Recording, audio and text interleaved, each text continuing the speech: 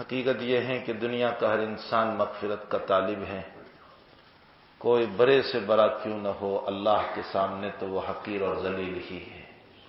رب رب ہیں اور مخلوق مخلوق ہے۔ جو کچھ مولوی صاحب نے باتیں کہی ہیں، اللہ تعالیٰ مجھے ایسا بنا دیں، اور لوگ ظاہر کو دیکھتے ہیں، میرے اندر کے اعمال بہت گندے ہیں، میں بہت کوشش کرتا ہوں اپنی اصلاح کی، اپنی تربیت کی، بزرگوں کے پیچھے دوڑتا رہتا ہوں تاکہ کچھ نہ کچھ اللہ میری زندگی بنا دے۔ ہمارے حضرت شیخ الہند رحمۃ اللہ تعالی علیہ، جو شیخ الہند نہیں بلکہ حضرت اقدس تھانوی رحمۃ اللہ علیہ فرماتے ہیں کہ وہ تو شیخ العرب والعجم تھے، صرف ہندوستان کے وہ شیخ الحدیث نہیں تھے اور ہندوستان کے شیخ نہیں تھے، بلکہ وہ تو عرب اور عجم کے شیخ تھے۔ میں کبھی موقع رہا حضرت کی باتوں کو کبھی کھولوں گا کہ رب کریم نے اس انسان کو کیسے علم سے نوازا تھا۔ انتقال سے کچھ وقت پہلے حضرت بہت رو رہے تھے، بہت رو رہے تھے، بہت رو رہے تھے۔ اخلاص کا پیکر، تواضع کا پیکر، عاجزی کا پیکر حضرت مولانا حسین احمد مدنی نور اللہ مرکزہ، جو آپ کے شاگرد خاص ہیں، خادم خاص ہیں، بہت مقرب ترین ہیں۔ جس وقت حضرت شیخ الہند رحمۃ اللہ علیہ کو مالٹا کی جیل کا فیصلہ ہوا، بلکہ حضرت کو کالے پانی کی سزا کا فیصلہ ہوا، تو صرف شیخ الہند کو ہوا تھا، حضرت مدنی کو نہیں ہوا تھا۔ 6 سال کی سزا تھی حضرت کی۔ حضرت مدنی نے فرمایا کہ میں بھی اپنے شیخ کے ساتھ ساتھ چلوں گا۔ سخت سردی کا زمانہ، پانی کا کوئی نظام نہیں، دل کے کالے اور بدن کے گوروں نے ہمارے اکابر پر ظلم میں کوئی کمی نہیں رکھی تھی۔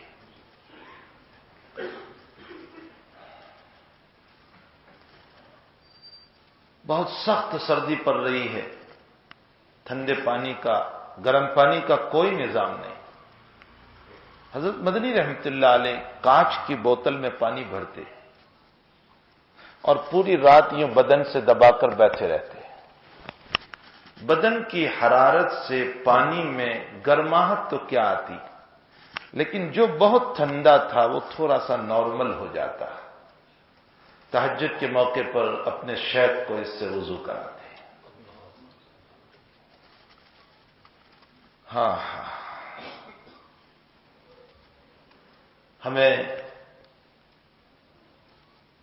گوروں نے تو غلام بنایا ہی تھا، لیکن موجودہ حکومت بھی ہمیں غلام بنانا چاہتی ہے۔ لیکن ہم ان کو کہیں گے کہ تمہارے باپ دادا نے جو قربانیاں نہیں دی ہے اس سے زیادہ ہم نے دی ہے، اس لیے کہ غصہ اسے آتا ہے جس کے ہاتھ سے ملک گیا ہو۔ ملک مسلمانوں کے ہاتھوں سے گیا تھا، تمہارے ہاتھوں سے نہیں گیا تھا۔ وہ مغلیہ سلطنت مسلمان تھے، ان کے ہاتھوں سے، مسلم برادری کے ہاتھوں سے جو ملک گیا تو غصہ بھی مسلم ہی کو آئے گا۔ جلیان والا باغ شہادت ہے کہ 300 سے زائد مسلمانوں کو گولیوں سے اڑا دیا گیا۔ جہلم ندی آج بھی گواہ ہے کہ سکھوں نے 3 ٹرین پوری مسلمانوں کی لاشوں سے بھر کر بھیجی۔ ایک تاریخ ہے، میں اس وقت اس تاریخ کی طرف جانا نہیں چاہتا۔ افسوس کہ مسلمان اپنی تاریخ کو بھول گیا۔ اسے کرکٹروں کے نام میرے جوان کو یاد رہے، اسے فلمی ایکٹروں کے نام یاد رہے، اور اگر اسے یاد نہیں تو اپنے اکابر کے کارنامے یاد نہیں۔ ہم سے اچھی تو یہ حکومت ہے جو کم سے کم ہمارے اکابر کے نام پر ایک پوسٹ کی ٹکٹ تو جاری کر رہی ہے۔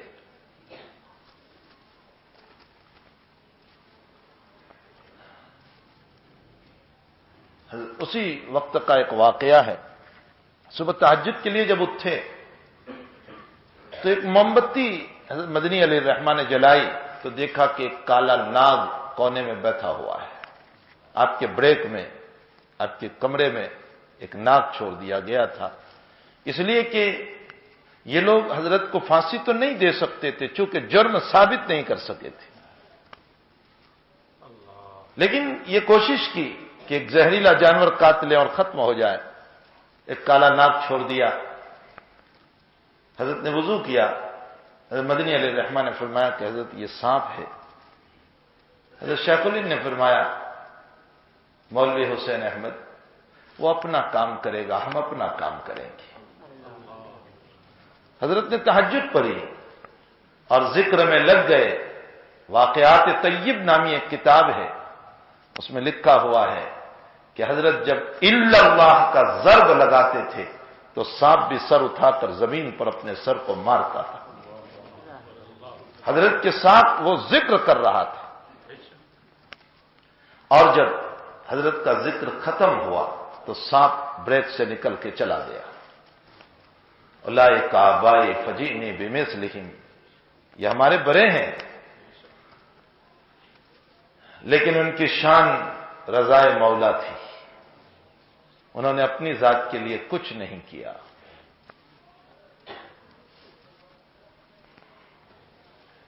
حضرت مدنی علیہ الرحمہ تواضع اور اخلاص کا پیکر، اللہ ہمیں اس کا 10واں حصہ بھی نصیب کر دیں. افسوس کہ 2 مسئلوں پہ مولوی اچھل پڑا، بدہضمی اس کو ہو گئی، یہ غرور اور تکبر میں آ گیا، اور 2 چلوں پہ ایک مبلغ اچھل پڑا اور اپنے آپ کو نہ معلوم کیا سے کیا سمجھ لیا. ہمارا سب اکرفو ہے، ہم کچھ نہیں کرتے اور کہتے ہم کام والے ہیں. جو کام والے تھے صحابہ وہ کہتے تھے ہم کچھ نہیں ہیں. وہ جو ہمارے بڑے تھے، اللہ ہمیں اخلاص نصیب کرے، تواضع نصیب کرے، عاجزی نصیب کرے. حضرت مدنی نور اللہ مرکزہ، بہت واقعات میں نے اپنے حضرت سے سنے حضرت مدنی سے متعلق. ایک مرتبہ درس بخاری میں حضرت نے فرمایا، کتاب العتیمہ میں ایک روایت آتی ہے کہ اگر 2 قسم کی ترکاری بنائیں تو جائز ہے، خلاف شرع نہیں ہے، اس کا جواز ہے. اور امام بخاری علیہ الرحمہ روایت لائے کہ حضرت نبی کریم صلی اللہ علیہ وسلم نے کھیرا اور کھجور، ککری اور کھجور، اپنے چبڑا بولتے ہیں گجراتی میں، کاکری جنہیں کہے ہیں اپنے، ککری اور کھجور دونوں کو ملا کر حضرت نے تناول فرمایا. ککری ایک ترکاری ہو گئی، کھجور دوسری ترکاری ہو گئی. اس سے ثابت کیا کہ 2 قسم کی ترکاری بنا سکتے ہیں. اس جگہ جب پہنچے ہیں تو فرمایا کہ حضرت مدنی نور اللہ مرکزہ کا معمول یہ تھا کہ بخاری کے اختتام پر نظر دوڑاتے اور جتنے مہمان ہوتے سب کو گھر کھانے لے جاتے. سیرت ابراہیمی میں ڈوبے ہوئے تھے. ابراہیم خلیل اللہ علیہ السلام کی عادت تھی. ایک مرتبہ دسترخوان پر ہم جیسا کوئی نالائق ہوگا، آپ ہی کی روٹی کھا کر آپ ہی کو سوال کیا کہ حضرت کیا نبی کریم صلی اللہ علیہ وسلم سے 2 قسم کی ترکاری ثابت ہے؟ چونکہ حضرت کے دسترخوان پر دال اور گوشت تھا تو اس نے یہ سوال کیا. حضرت جواب دے سکتے تھے. جنہوں نے 12 سال مزار اقدس کے سامنے بیٹھ کر بخاری شریف پر آئی، مسجد نبوی میں، آج بھی آپ کے چچا کا وہاں بہت بڑا کتب خانہ مدینہ شریف میں آج بھی موجود ہے. میدان احد میں جب جاتے ہیں تو جو وقف کیا ہے، اور اسی نسبت پر آپ کو مدنی کہا گیا. اور جب اللہ کے نبی کا نام آتا تو قال قال رسول اللہ نہیں بولتے تھے، قال صاحب هذا القبر، اس قبر والے نے فرمایا، یہ فرماتے تھے. اخلاص کا یہ پیکر 40 سال بخاری شریف پڑھائی، کیا ان کے سامنے یہ روایت بخاری کی نہیں تھی؟ لیکن اخلاص کا پیکر جواب کیا دے رہا ہے؟ فرمایا بھائی تم ہم سے سنت مانگتے ہو، ہم تو ہے ہی دنیا کے کتے، ہم سے نبی کی اتباع کہاں ہو سکتی ہے؟ ہم تو ہے ہی دنیا کے کتے۔ وہ تھے اخلاص والے جن کی زندگیاں اخلاص میں ڈوبی ہوئی تھی۔ حضرت مدنی علیہ الرحمہ فرماتے ہیں کہ وفات سے کچھ وقت پہلے حضرت شیخ الہند کے پاس میں گیا، حضرت بہت رو رہے تھے، شیخ العرب والعجم بہت رو رہے تھے۔ حضرت نے فرمایا کہ کیوں رونا، آپ کی بڑی قربانیاں ہیں، حدیث میں، تفسیر میں، فقہ میں، مسلمانوں کی آبرو اور عزت کی حفاظت میں آپ نے بڑی خدمتیں انجام دی ہے، بس آپ جائیں گے اللہ آپ کی مغفرت کر دے گا، درجات کو بلند کر دے گا۔ حضرت کے آنسو رک گئے تھوڑی دیر کے لیے۔ حضرت شیخ الہند نے فرمایا حسین احمد کیا کہہ رہے ہو تم، کیا کہہ رہے ہو؟ مجھے اس بات کا ڈر ہے کہ میں قبر میں پہنچوں اور اللہ مجھے لات مار کے یوں کہہ دے جا جا تجھے سب مبارک، تیرے لیے میرے پاس آخرت میں کچھ نہیں ہے، تو محمود الحسن کو کون بچائے گا؟ تواضع، خوف اللہ کا، عاجزی، اللہ کا ڈر جو ہماری زندگیوں سے نکل گیا۔ ہم جلوت میں جو ڈرتے ہیں باہر، یہ اللہ سے نہیں ڈرتے، مخلوق سے ڈرتے ہیں۔ اگر اللہ کا ڈر ہوتا تو خلوت میں بھی ڈرتے، خلوتوں میں تو خوب گناہ ہو رہے ہیں۔ معلوم ہوتا ہے جلوت میں اور مجلسوں میں اور باہر ڈرنا یہ مخلوق کی بنیاد پر ہے، خالق کی بنیاد پر نہیں ہے۔ اللہ ہمیں اپنا خوف نصیب فرما دے، اپنا تقوی نصیب فرما دے ہمیں۔ علامہ انور شاہ صاحب کشمیری رحمت اللہ علیہ، شاہ صاحب کی آمد پر تو ہمارے دابھیل کو دور دور تک شہرت مل گئی تھی۔ ایک نسبت ہے دابھیل کو، حضرت شاہ صاحب رحمت اللہ علیہ جب یہاں تشریف لائے، ایک تاریخ ہے، اگرچہ بہت لمبا وقت نہ رہے لیکن آپ کے شاگردان پھر یہاں رہے، شبیر احمد عثمانی علیہ الرحمہ، مولانا بدر عالم صاحب میرٹھی علیہ الرحمہ، اور اس کے علاوہ حضرت مولانا یوسف صاحب بنوری علیہ الرحمہ، اور بہت سارے اکابر، بابا عبد الرحمان کے تو واقعات مشہور ہیں یہاں۔ یہ وہ بستی ہے کہ جہاں ایسے لوگ ایمان لائے ہیں، ایسے لوگ یہاں پہنچے ہوئے ہیں۔ شاہ صاحب رحمۃ اللہ علیہ بھی اسی طرح مرض الوفات کا واقعہ ہے۔ مفتی شفیع صاحب رحمۃ اللہ علیہ فرماتے ہیں کہ میں پہنچا شاہ صاحب کے پاس، فرمایا حضرت اتنا رونا، آپ کے شاگردان بہت ہیں، حدیث میں، فقہ میں، تفسیر میں، بس اللہ آپ کو معاف کر دے گا، آپ کے درجات بلند کر دے گا۔ فرمایا محمد شفیع کیا کہتے ہو تم؟ میں نے کیا کیا دنیا میں؟ میں نے ائمہ اربعہ کے مسالک کو بیان کیا اور مسلک احناف کو ترجیح دیتا رہا اور دوسروں کے دلائل کو مرجوح قرار دیتا رہا، بس میں نے یہی تو کیا۔ قبر میں جانے کا وقت ہے، میرا اللہ یہ نہیں پوچھے گا کہ ابو حنیفہ کا کیا مسلک تھا اور شافعی کا کیا مسلک تھا اور مالک اور احمد کا کیا مسلک تھا، میرا اللہ تو یہ پوچھے گا میرے نبی سے نسبت کتنی تھی، نسبت محمدی۔ اشارہ فرمایا بخاری کی اس روایت کی طرف، انکم تفتنون فی قبورکم، حضور فرماتے ہیں تم میرے باب میں قبر میں آزمائے جاؤ گے، میرے متعلق تمہیں سوال ہوگا، ما تقول بہذا الرجل، اس آدمی سے متعلق تم کیا کہتے ہو؟ اس کی طرف حضرت نے فرمایا اللہ یہ پوچھے گا نسبت محمدی تجھے کتنی تھی۔ میرے بھائیوں ہمیں نسبت محمدی پیدا کرنے کی ضرورت ہے۔ افسوس تو یہ ہے کہ آج تو شیوخ کے نام پر جھگڑے، مسلکوں کے نام پر جھگڑے، اس کا یہ پیر، اس کا یہ پیر، یہ اس کے پیر کو نہیں مانتا، وہ اس کے پیر کو نہیں مانتا، یہ اس کے مسلک کو نہیں مانتا، وہ اس کے مسلک پر، یہ اچھا پتک کی جو بحثیں ہو رہی ہے، اللہ ہی حفاظت فرمائے۔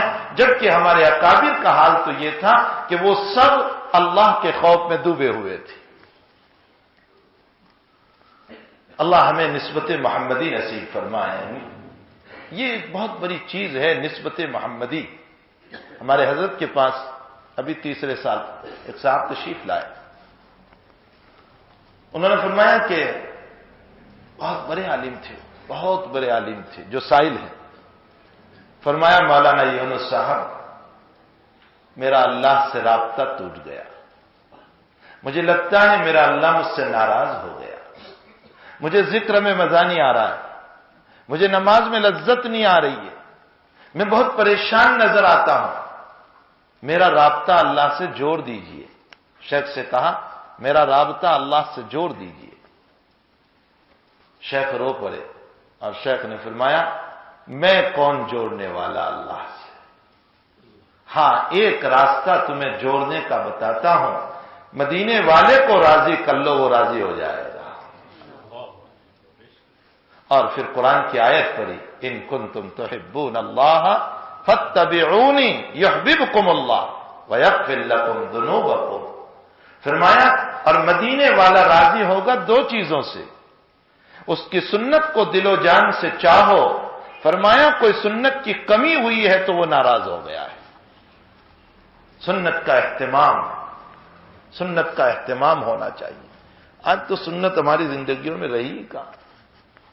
ہم میں اور ہمارے اکابر میں یہی فرق ہے کہ ہمارے اکابر چھوٹی چھوٹی سنت کو بھی تلاش کر کے یوں کہتے تھے یہ بھی نبی کی سنت، بیٹھ کر پانی پینا نبی کی سنت، فلاں نبی کی سنت، فلاں نبی کی سنت۔ اتنا بڑا ادارہ ہے، جا کر پوچھ لو، ہم جو مسجد میں جماعت کھڑی ہوتی ہے اور اقامت کے موقع پر یوں ہاتھ باندھ کر کھڑے ہوتے ہیں، کیا یہ سنت ہے؟ خلاف سنت ہے، صحابہ سے ثابت نہیں ہے، نبی کریم صلی اللہ علیہ وسلم سے ثابت نہیں ہے۔ اب ہماری توجہ ہی نہیں کہ یہ بھی کوئی سنت ہے کہ ہاتھ اس طرح باندھ کر اقامت کے موقع پر نہ کھڑے رہے، جنازہ سامنے ہے اور جنازے کی نماز میں یوں کھڑے رہے۔ حضور پاک صلی اللہ علیہ وسلم سے یہ ثابت نہیں ہے۔ روایتوں سے معلوم ہوتا ہے سر ٹوپی پہن کر نماز پڑھنا یہ سنت ہے۔ اور کیسے معلوم ہوا؟ بیہقی کی روایت ہے کہ تمام نبیوں نے اپنے سر کو ڈھانپا ہے، اور بخاری کی روایت میں حضرت حسن بصری فرماتے کہ میں نے اپنے بڑوں کو دیکھا کہ شدت گرمی کے موقع پر جب نماز پڑھتے تھے اور سجدے میں جاتے تھے اور پیشانی کو گرمی لگتی تھی تو میں نے اپنے بڑوں کو دیکھا کہ وہ کلن سوا کو یوں آگے کر دیا کرتے تھے، ٹوپی کو، تاکہ یہاں گرمی نہ لگے۔ اور حسن بصری تابعی ہے، انہوں نے جن کو دیکھا وہ صحابہ ہے، اور صحابہ نے یقیناً نبی کریم صلی اللہ علیہ وسلم کو دیکھا۔ سنتیں ہیں یہ، لیکن ہم اس کی طرف کہاں توجہ کر رہے ہیں؟ ان چیزوں کی طرف ہماری کوئی توجہ نہیں کہ سنت بھی کوئی چیز ہے، ہم یہ کہہ کر چھوڑ دیتے ہیں۔ ہم میں اور ہمارے اکابر میں یہی فرق ہے کہ ہمارے اکابر چھوٹی چھوٹی سنتوں کو تلاش کر کے، چھوٹی چھوٹی سنت۔ عبداللہ ابن عمر رضی اللہ تعالیٰ عنہ مکہ شریف جب چلتے تھے تو بیچ میں ایک جگہ آتی تھی، حالانکہ یہ سنت طبعیہ ہے، امت اس کی مکلف نہیں ہے، جہاں اللہ کے نبی علیہ السلام نے مکہ حجۃ الوداع کے اندر جاتے ہوئے ایک جگہ پیشاب بیٹھ کر کیا تھا، یہ امت کے لیے نہیں ہے، یہ تو آپ کو ایک طبعی تقاضا ہوا اور اس طبعی تقاضے کی بنیاد پر حضرت وہاں اترے تھے۔ لیکن عبداللہ ابن عمر اس کے بھی پابند رہے کہ جب جب مکے گئے وہیں اترتے تھے، پیشاب لگا ہوتا کرتے، نہیں تو ویسے ہی بیٹھ کر کھڑے ہو جاتے۔ شاگرد پوچھتے ہیں کہ حضرت آپ اس طرح کیوں کرتے ہیں؟ فرمایا رأیت رسول اللہ صلی اللہ علیہ وسلم، میں نے میرے نبی کو دیکھا کہ میرا نبی یہاں بیٹھا۔ امت اس کی مکلف نہیں ہے سنت طبعیہ کی، لیکن عبداللہ ابن عمر اس کو بھی کر رہے ہیں۔ میرے کہنے کا مطلب یہ ہے ہم میں اور ہمارے اکابر میں یہی فرق ہے کہ وہ چھوٹی چھوٹی سنتوں کو، عبداللہ ابن مسعود رضی اللہ تعالیٰ عنہ بہت بڑے آدمی، بہت بڑے صحابی ہیں، حضرت کے مکی زندگی کے ساتھی ہیں۔ بائقات کا زمانہ عبداللہ ابن مسعود ساتھ ہیں شیب ابی طالب میں، بڑے حالات برداشت کیے ہیں۔ خود عبداللہ ابن مسعود فرماتے ہیں کہ رات میں پیشاب کے لیے بیٹھا، میرا پیشاب کسی چیز پر گرا شیب ابی طالب میں، بائقات سوشل بائقات ہوا تھا۔ جب پیشاب کے لیے بیٹھا تو کسی چیز کی آواز آئی، جیسے پتا سوکھا ہوا ہو اور پیشاب کرو تو آواز آتی، پیشاب کی آواز۔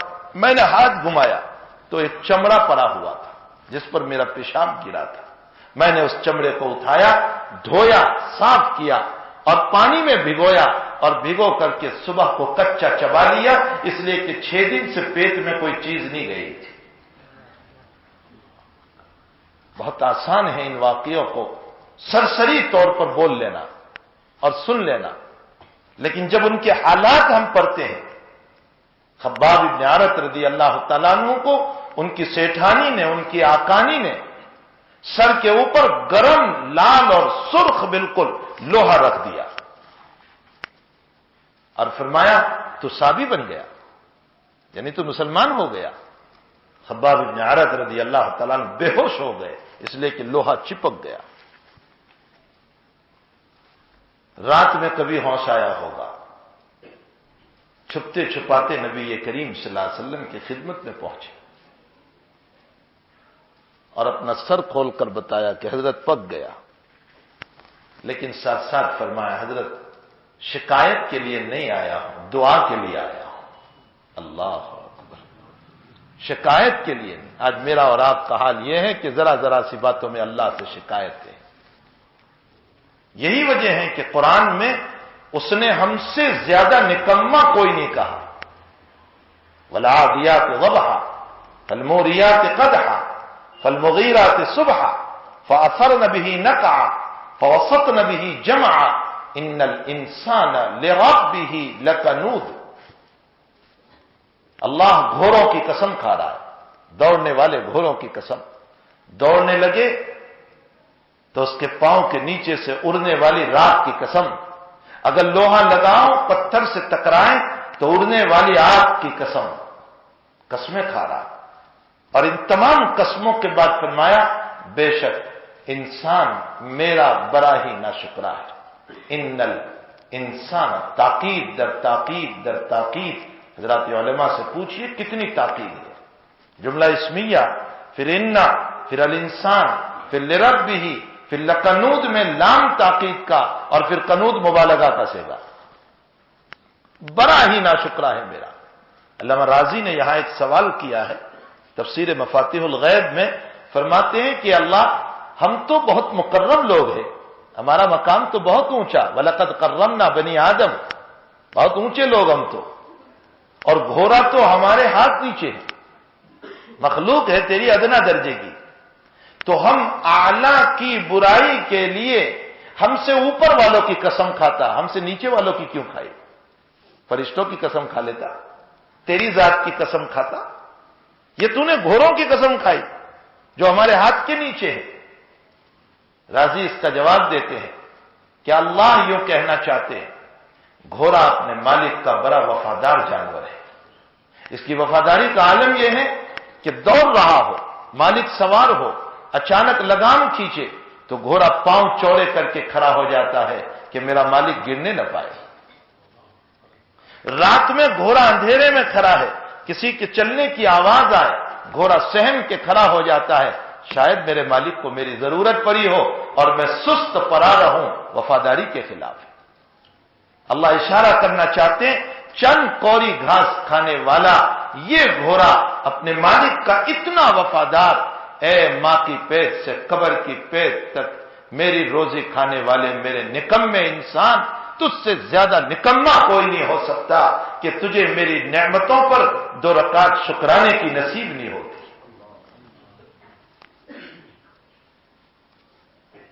کتنی نعمتیں، میں نے کل پرسوں ہی ایک جگہ کہا یہ تو رب کریم کا احسان ہے کہ میں نے عشاء کی نماز چھوڑ دی، پھر بھی وہ مجھے بستر پر چین کی نیند دے دیتا ہے۔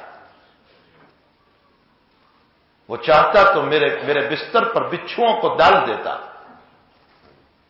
وہ چاہتا تو میرے بستر پر چونٹیوں کو اور کیڑوں اور مکوروں کو ڈال دیتا. یہ بعید نہیں ہے، قرآن میں واقعات ہیں. اللہ تعالیٰ نے کچھ قوموں کے اوپر اس طرح کے عذابات بھیجے ہیں. والقمل والضفادع، اللہ تعالیٰ نے بنی اسرائیل کے اوپر جو عذاب بھیجے تھے اس میں ایک عذاب یہ بھی بھیجا گیا کہ جہاں دیکھے ان کو چینچری، جس کو ہم چانچرا بولتے، چینچری کے عذاب ان پر ڈال دیا تھا. میدکوں کا عذاب ان پر ڈال دیا تھا. بستر پر دیکھو تو میدک، کھانے کے کھنچے میں دیکھو تو میدک، جہاں دیکھو میدک. اللہ نے خون کا عذاب بھی ان پر ڈالا تھا. والدم، جہاں دیکھو خون، بستر دیکھو تو خون سے رنگین، کھانا دیکھو تو خون سے بھرا ہوا. جو اللہ ان پر یہ عذاب اتار سکتا ہے، عشاء کی نماز کو چھوڑ کر سونے والے کے بستر پر بھی اتار سکتا ہے. لیکن اللہ نے ایسا نہیں کیا، میرے رب نے ایسا نہیں کیا. عشاء کی نماز چھوڑنے والے کو چین کی نیند دے دی، مغرب کی نماز چھوڑنے والے کو اچھے سے اچھا کھانا کھلایا. وہ چاہتا تو کھانے سے محروم کر دیتا، وہ چاہتا تو مغرب کے بعد پیٹ میں درد کر دیتا تاکہ ہم کھا نہ پاتے. اس رب نے اچھے سے اچھا کھانا کھلایا، اچھے سے اچھی نیند دی. لیکن اس کا یہ بھی مطلب نہ سمجھیں کہ ہم جو ہیں بہت آزاد ہیں. اخذ عزیز مقتدر، مقتدر اس ذات کو کہتے ہیں جو پکڑنے پر آئے تو کوئی چھڑا نہیں سکتا. اگر وہ پکڑ پر آ گیا پھر تو یاد رکھو اس کے ہاتھ سے کوئی چھڑا نہیں سکتا ہے.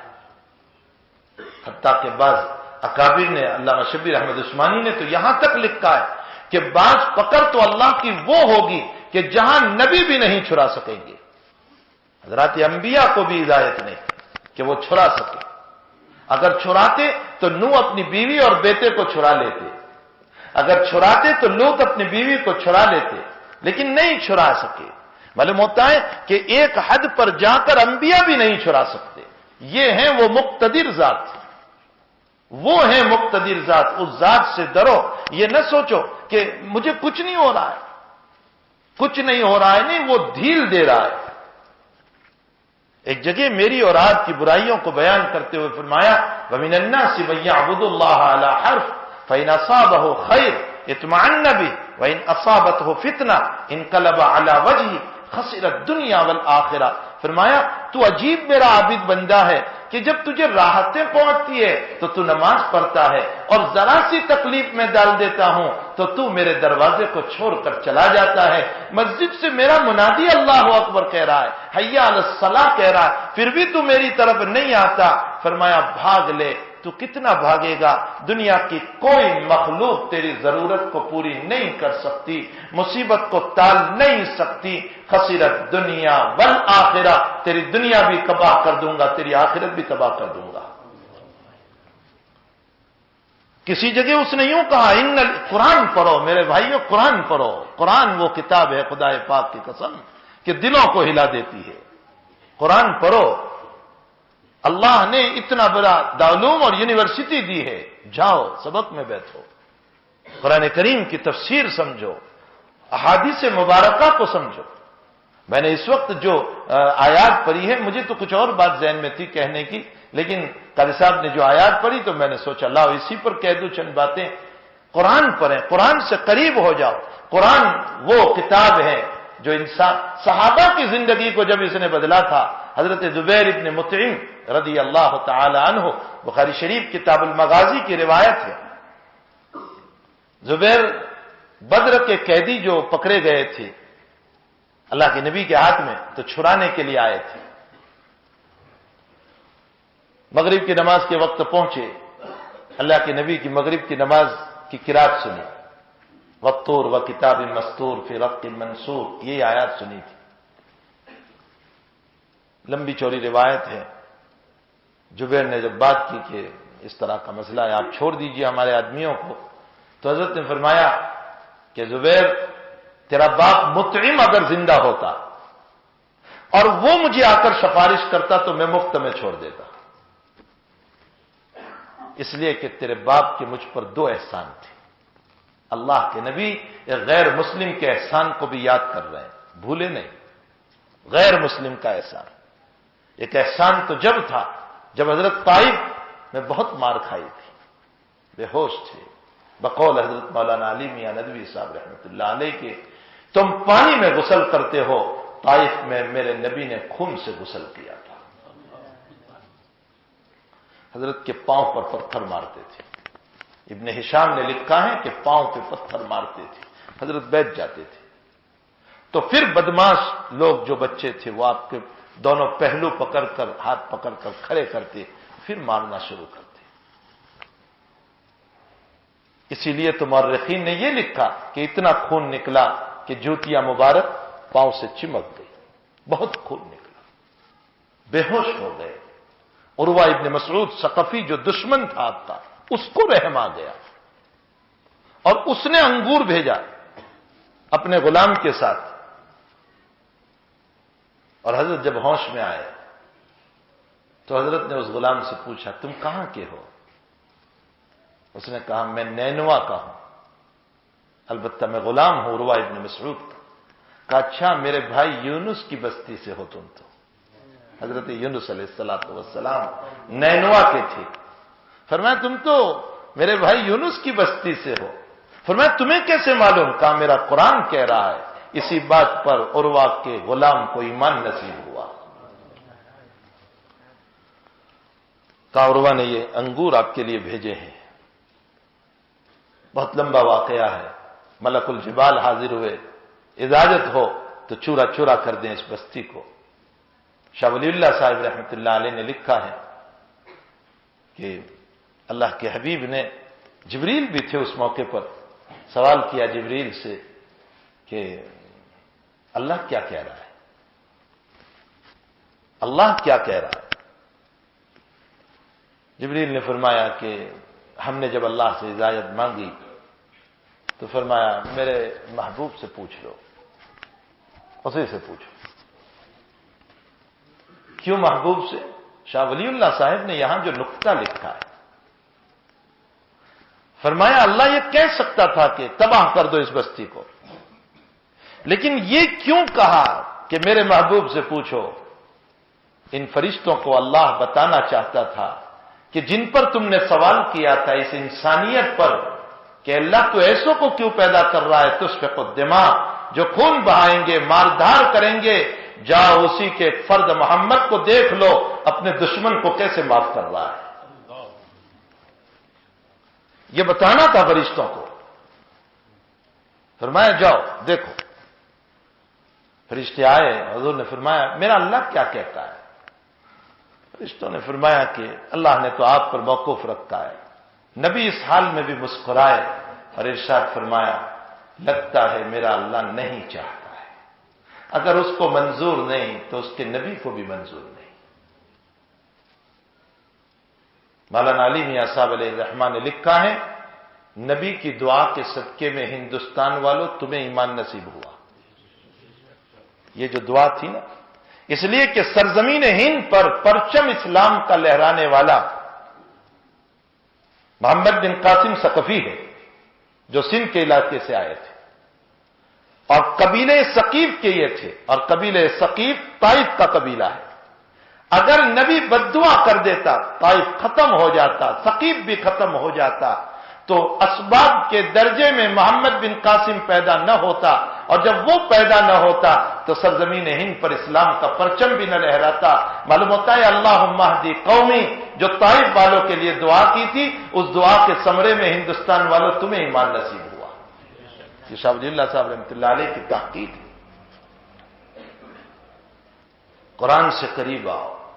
قرآن ایک عظیم اور ایک عجیب کتاب ہے یہ تو، جو اس قرآن سے وابستہ ہوتا ہے، قرآن اس کے دل کی دنیا بدل دیتا ہے۔ زبیر ابن مطعم کے والد مطعم کا ایک احسان یہ تھا کہ جب طائف سے حضرت آئے تو ہمت نہیں ہو رہی تھی مکے جانے کی۔ مطعم نے کہا کیوں نہیں آ رہے ہو؟ فرمایا مکہ والے پھر مجھے ماریں گے۔ تو مطعم نے پناہ دی تھی نبی کریم صلی اللہ علیہ وسلم، اور فرمایا تھا کہ چلو محمد میں تمہیں پناہ دیتا ہوں۔ ایک یہ موقع تھا، اور ایک جب بائیکاٹ ہوا تھا تو اس بائیکاٹ کو توڑنے میں جو مکہ کے عادل انسان کچھ لگے ہوئے تھے، ان عادل انسانوں میں ایک ابو البختری تھا، ایک مطعم ابن عدی بھی تھا۔ اسی لیے اللہ کے حبیب ان احسانوں کو یاد کر کے یوں فرما رہے ہیں، زبیر اگر تیرا باپ ہوتا اور وہ آج آ کر مجھے کہتا، ان لوگوں کی سفارش کرتا، میں مفت میں چھوڑ دیتا۔ نبی نے ایک تیر دو پرندوں کا شکار کر لیا اپنے جملے میں، ایک تو ان کے باپ کا احسان بھی گنوا دیا، اور باپ کا نام آتا ہے تو بیٹے کے دل میں محبت آ ہی جاتی ہے، نبی کی محبت بھی زبیر کے دل میں بٹھا دی۔ ایک تیر دو پرندوں کا شکار کر لیا۔ زبیر فرماتے ہیں میں جب اس وقت گیا تھا، ایمان لانے کے بعد فرما رہے، اور اس وقت میں نے مغرب کی نماز میں سورہ طور جو محمد سے سنی تھی، ایمان تو اسی دن سے میرے دل میں آ گیا تھا۔ قرآن دل کی دنیا بدل دیتا ہے، بشرطے کہ ہم قرآن کے قریب آئیں۔ ہمارے جوانوں نے قرآن پڑھنا چھوڑ دیا، ہمارے بوڑھے تو کچھ بھی قرآن پڑھ رہے ہیں، آدھا پارا، پونا پارا، ایک پارا، لیکن جوانوں نے صرف رمضان میں قرآن اٹھاتے ہیں، باقی سال بھر قرآن اٹھا کر نہیں دیکھتے۔ یہ ایک عجیب اور عظیم کتاب ہے، اس کا روزانہ ورد ہو، کم سے کم یاسین شریف تو پڑھا کرو، کم سے کم آدھا پارا تو پڑھا کرو، اتنا تو قرآن پڑھیں۔ ہمارے جوانوں کو کیا ہو گیا؟ میں نے جگہ جگہ ایک روایت نقل کی کہ حضرت حسین رضی اللہ تعالیٰ عنہ اہل کوفہ کی دعوت پر جا رہے تھے، کوئی قتال مقصود نہیں، کوئی لڑائی مقصود نہیں، وہ تو اہل کوفہ کی دعوت پر جا رہے تھے۔ اتفاقی بات پیش آ گئی کہ یزید کا لشکر سمردل جوشن کی امارت اور سرکردگی میں 3000 آدمیوں کو لے کر مقام کربلا پر آ گیا، اور ان لوگوں کو روک دیا۔ 72 آدمی تھے، حضرت حسین رضی اللہ تعالی عنہ کے ساتھ 20 آدمی ظہر تک میں شہید ہو گئے، 52 رہ گئے۔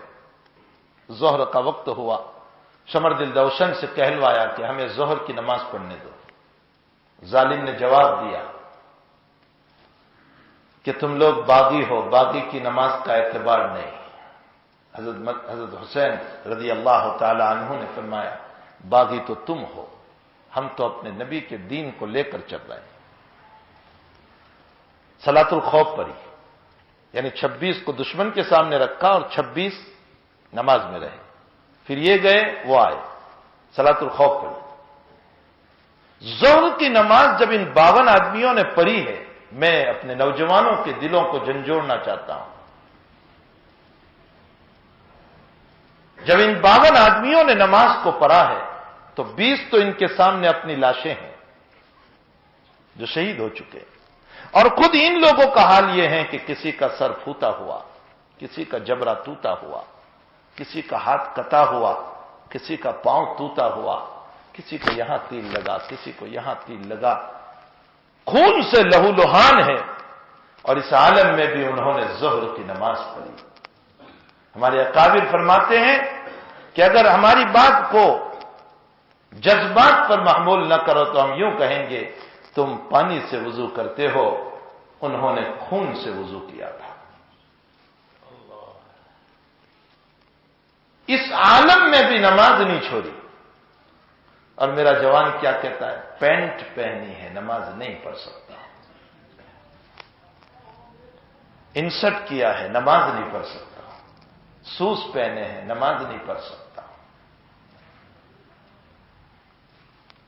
یہ تو امام ابو حنیفہ اور شافعی اور مالک نے تعویل کر لی کہ تارک صلاۃ عامدن جان بوجھ کر نماز چھوڑنے والا فاسق ہے۔ شافعی اور مالک نے فرمایا کہ سزائے موت دی جائیں، لیکن فسق کی بنیاد پر۔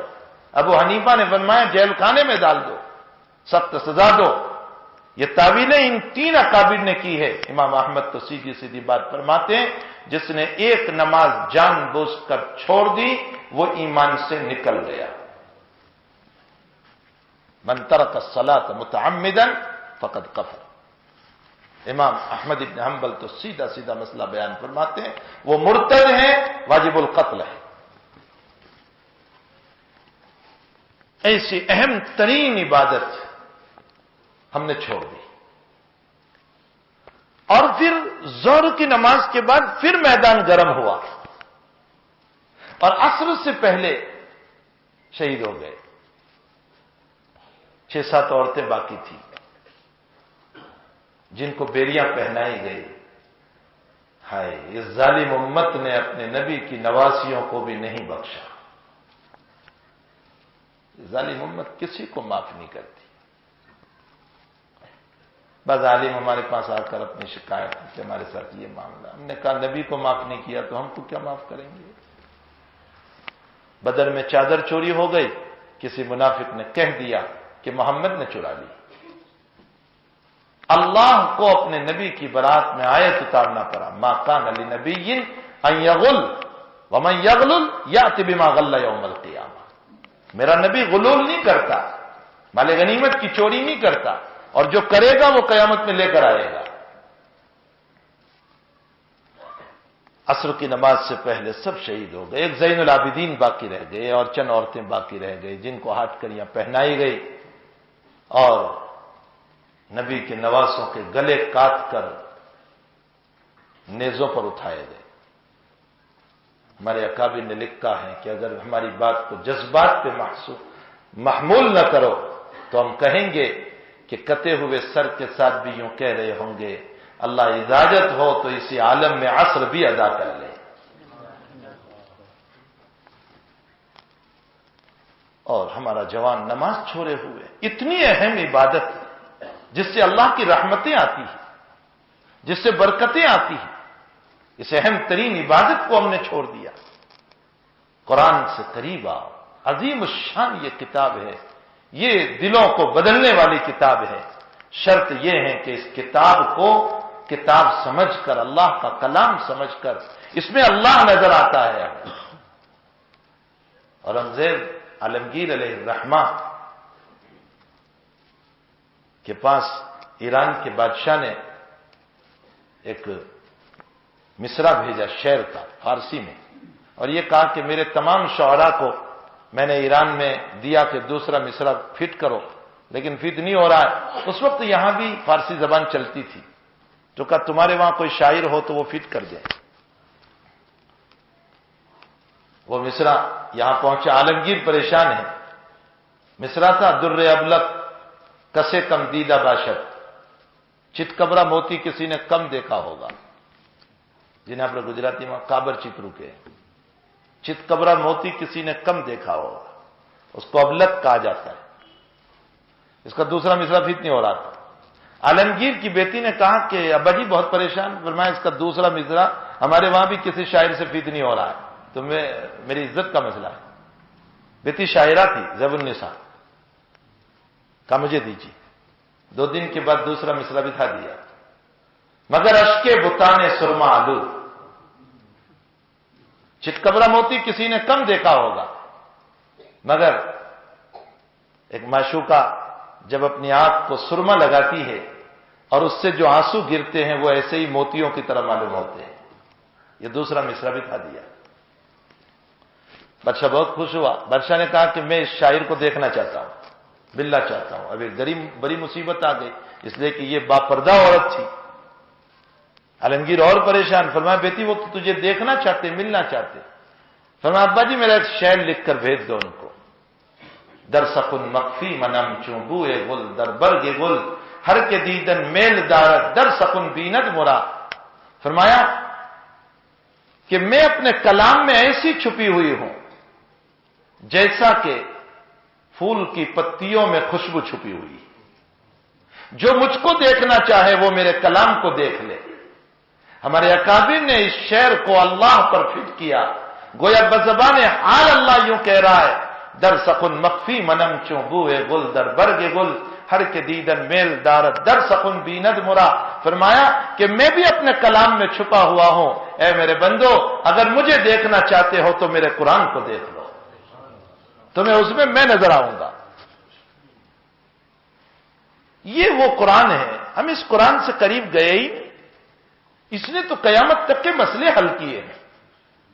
میں نے ابھی کل ہی ایک بہت کام کی بات میرے سامنے آئی، میں نے اپنے بچوں کے سامنے کہی، حضرات علماء کے لیے بہت کام کی بات.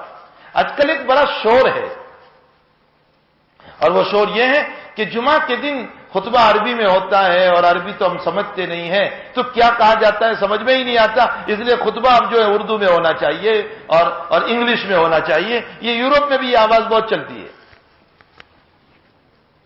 کہ خطبہ جو ہے اب انگلش میں ہونا چاہیے، اردو میں ہونا چاہیے. اس پر میں نے اپنے عزیز طلبہ سے یوں کہا کہ قرآن کی آیت پڑھے، یا ایھا الذین آمنوا اذا نودی للصلاۃ. میں قرآن کی بلاغت آپ کو بتانا چاہتا ہوں.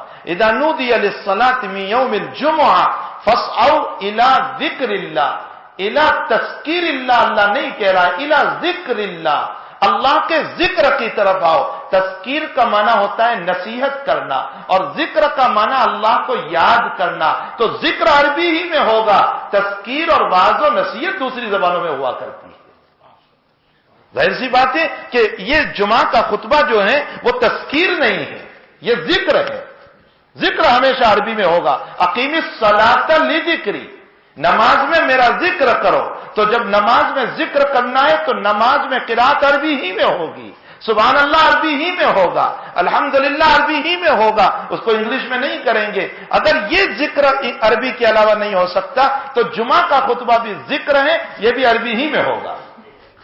باولے ہیں وہ لوگ جو اس طرح کی باتیں کرتے ہیں. تذکیر نہیں ہے.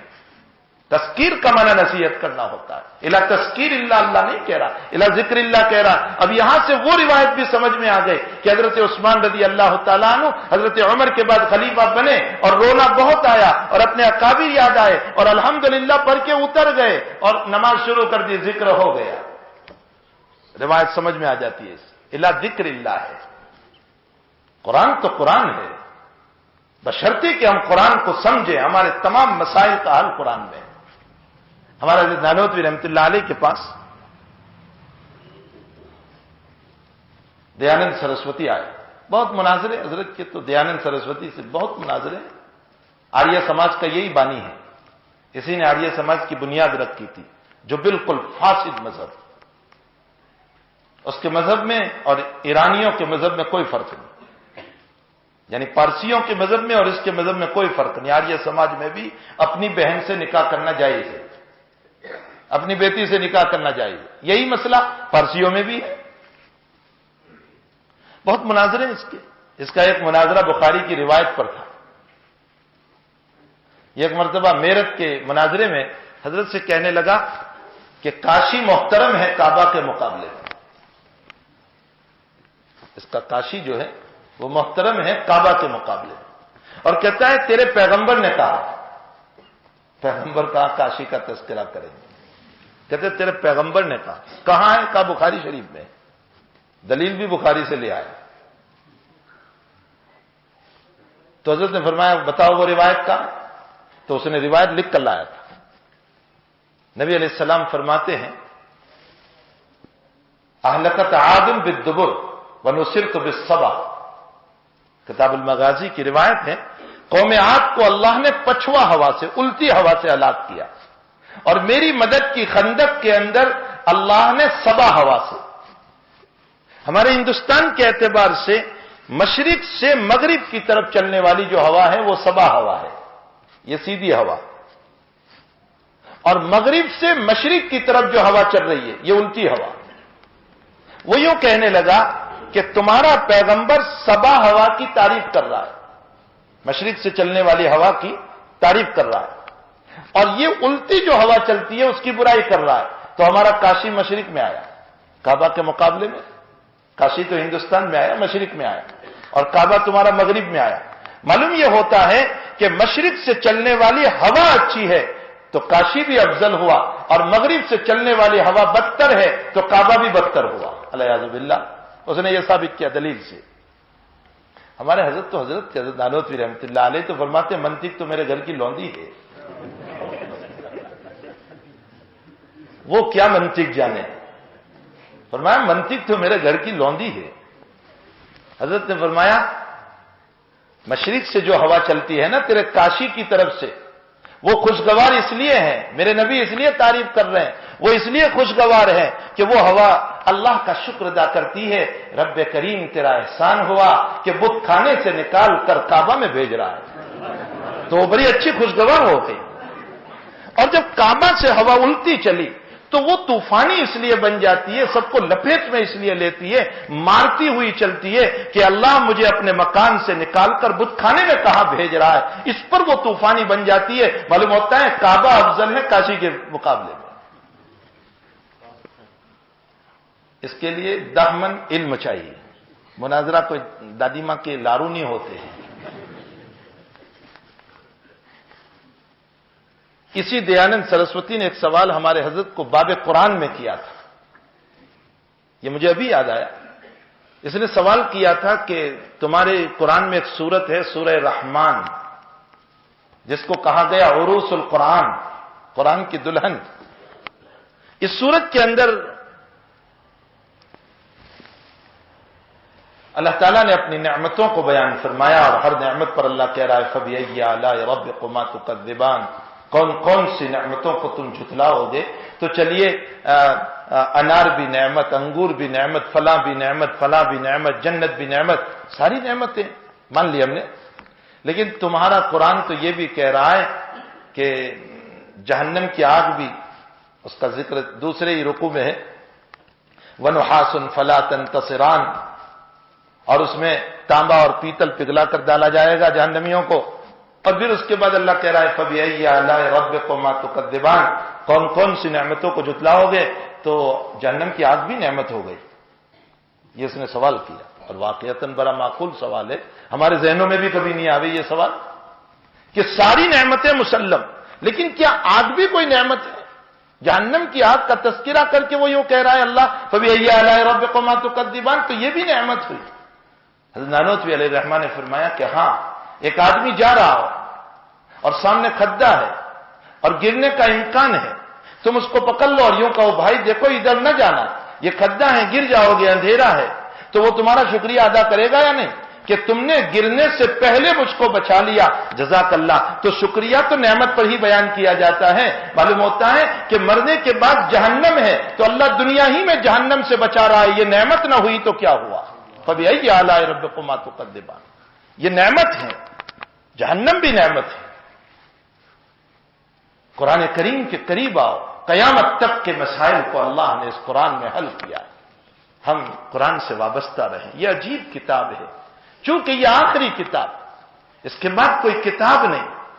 اسی لیے اللہ تعالیٰ نے ان آیات میں جو ابھی قاری صاحب نے پڑھی تھی، سب مثانی سے تو سورہ فاتحہ کی طرف اشارہ ہے، اور امت کو اس میں یہ کہا گیا کہ تم لوگوں نے قرآن کے ٹکڑے ٹکڑے کر دیے، عظیم قرآن کے ٹکڑے ٹکڑے کر دیے۔ کیسے ٹکڑے کیے؟ کوئی جماعت کیا مسئلہ لے کر چل رہی ہے، کوئی کیا مسئلہ لے کر چل رہی ہے، کوئی کیا مسئلہ لے کر چل رہی ہے، اور اسی کو سارا دین سمجھ لیا۔ بعض لوگوں نے عقائد کو سب کچھ سمجھا، عقائد یقیناً اس کے بغیر ایمان نہیں ہو سکتا ہے، لیکن اس کے علاوہ بھی تو ہے۔ بعض لوگوں نے عبادت اور تسبیح پھرانے کو سب کچھ سمجھ لیا، باقی چاہے جتنا ظلم ہوتا رہے۔ بعضوں نے اپنے معاملات کے درست کرنے کو، باقی عبادتیں چھوڑ دی۔ بعضوں نے معاشرے کو لے کر کے بیٹھے لیکن دوسرے سارے مسائل چھوڑ دیے، اور بعضوں نے معاشرے کو اتنا بگاڑ دیا کہ اللہم احفظنا اللہم احفظنا۔ اور اس وقت معاشرہ اتنا بگڑا ہوا ہے، ہمارا معاشرہ اتنا گندا ہو چکا ہے، نہ ماں باپ کی پرواہ ہے، نہ بڑوں کا ادب ہے، نہ چھوٹوں سے محبت ہے، کچھ نہیں۔ کل ہی میں آپ کو ایک واقعہ، کل ہی کا، میں ایک جگہ نکاح پڑھانے گیا تھا، ایک والد صاحب اپنے بچے کو لے کر آئے، کمل صاحب اس کو کچھ سمجھاؤ، فلاں فلاں فلاں یہ باتیں۔ میں اس کو خلوت میں لے کر بیٹھا، ان کو سمجھانے لگا۔ میں نے کہا دیکھیے والدین کی جزائے خیر دے کہ ان کی وجہ سے ہمارا دنیا میں برجستہ میں آپ کو کہہ رہا ہوں، اللہ کے گھر میں بیٹھا ہوں، اس نے مجھے یہ کہا میرا تو دنیا میں آنا مقدر تھا، اس میں میرے والدین کا کیا احسان ہے؟ معاشرے کا بگاڑ، فساد، کیا کریں گے ہم بڑی بڑی تقریروں کو سن کر؟ یہاں تو معاشرہ خراب ہو چکا ہے اور امت مر چکی ہے۔ امت کی جوئیں نہیں رینگ رہی ہے، امت مر چکی ہے۔ سوئے ہوئے کو جگایا جا سکتا ہے، مرے ہوئے کو کیسے جگائیں؟ امت تو مر چکی ہے، اس کو کیسے جگائیں؟ چاہے کچھ بھی کرو لیکن امت جاگنے کے لیے تیار نہیں ہے۔ معاشرے کے بگاڑ کا عالم میرا نبی یوں دیکھ رہا تھا، اللہ نے دکھایا کہ تیری امت کے آنے والے حالات دیکھ تو، اسی لیے میرا نبی روایتوں میں بولتا جا رہا ہے، ان تلد الامۃ ربتہا، میری امت پر ایک دور آئے گا کہ ماں نوکرانی بنے گی اور بیٹا سیٹھ بنے گا۔ میرا نبی دیکھ رہا ہے اس کو، تغیر زمان کو دیکھ رہا ہے، تغیر احوال کی طرف اشارہ ہے، حالات بدلیں گے۔ آج بیوی کی بات کو سن کر گود میں لے کر بیٹھا ہوا ہے، ماں سے کام کروا رہا ہے، یہ ہے تغیر زمان۔ ترمذی شریف کی روایت ہے، اکا امہ ہو اکا ابو ہو وادنا صدیق ہو، باپ کو لات مارے گا، ماں کو بھگائے گا، دوستوں سے پارٹیاں کرے گا۔ کیا یہ وقت نہیں آیا؟ ہم اپنے جوانوں کی زندگیوں کو دیکھ لیں، سوائے آنسو بہانے کے کچھ نہیں ہمارے پاس۔ اور روایات میں میرا نبی بولتا ہی جا رہا ہے، ان حالات کو بتاتا جا رہا ہے کیا کیا ہوگا، کیسے حالات آئیں گے، میری امت کیسے بگڑے گی۔ یہی وجہ ہے کہ اویس قرنی رضی اللہ تعالیٰ، مسلم شریف کی روایت بہت مفصل مسلم میں ہے، فرمایا عمر اگر تمہارا یمن جانا ہو، مقام قرن میں جانا، وہاں ایک اویس نامی آدمی ہوگا، اس کی پہچان یہ کہ وہ سانولے رنگ کا ہوگا، اس کی پہچان یہ کہ اس کے پشت پر ایک سفید داغ ہوگا، اس کو برس کی بیماری لیکن وہ اچھی ہو گئی ہوگی، تھوڑا سا دبا رہ گیا ہوگا۔ عمر اس کا نام اویس ہوگا، وہ بنو عامر قبیلے سے اس کا تعلق ہوگا۔ حضرت نے ساری باتیں بتائی، فرمایا جب تم اس کے پاس جاؤ تو اپنے لیے دعا کرانا۔ اویس صحابی نہیں ہے، یاد رکھو صحابی نہیں ہے، اور اللہ کے نبی دعا کرانے کو کس کو کہہ رہے ہیں؟ اس آدمی کو جو صحابی ہے، اور اس آدمی کا مقام کتنا اونچا ہے۔ فرمایا لو کان بعدی نبی لکان عمر، میرے بعد کوئی نبی ہوتا تو عمر ہوتا۔ کس کو کہہ رہے ہیں؟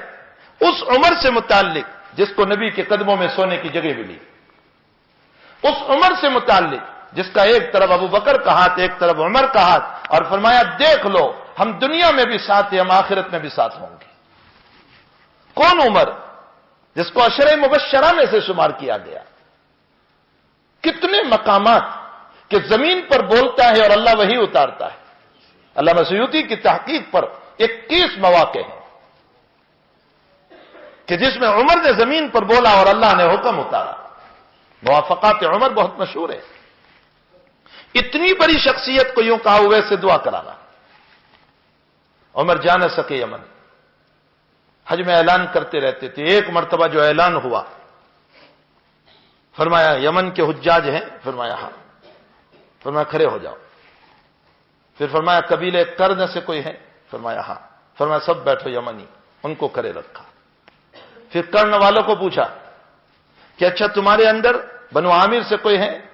تو ایک آدمی کھڑا رہا، کہا میں بنو عامر سے۔ فرمایا اچھا تمہارا اویس کوئی آدمی ہے تمہارے قبیلے میں؟ فرمایا جی ہے، وہ میرا بھتیجا ہوتا ہے۔ فرمایا وہ کہاں ہے؟ فرمایا وہ بھی حج میں ہے۔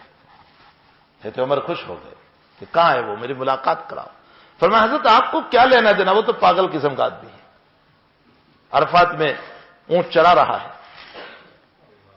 حضرت عمر نے علی کا ہاتھ پکڑا، چلو۔ عرفات میں گئے تو حضرت اویس نماز پڑھ رہے تھے، اونٹ چل رہے تھے۔ اویس نے دیکھا کہ کوئی آیا ہے، نہیں پہچانتے تھے حضرت عمر کو، پہلی مرتبہ یہ تو آمد ہے، نہیں پہچانتے تھے۔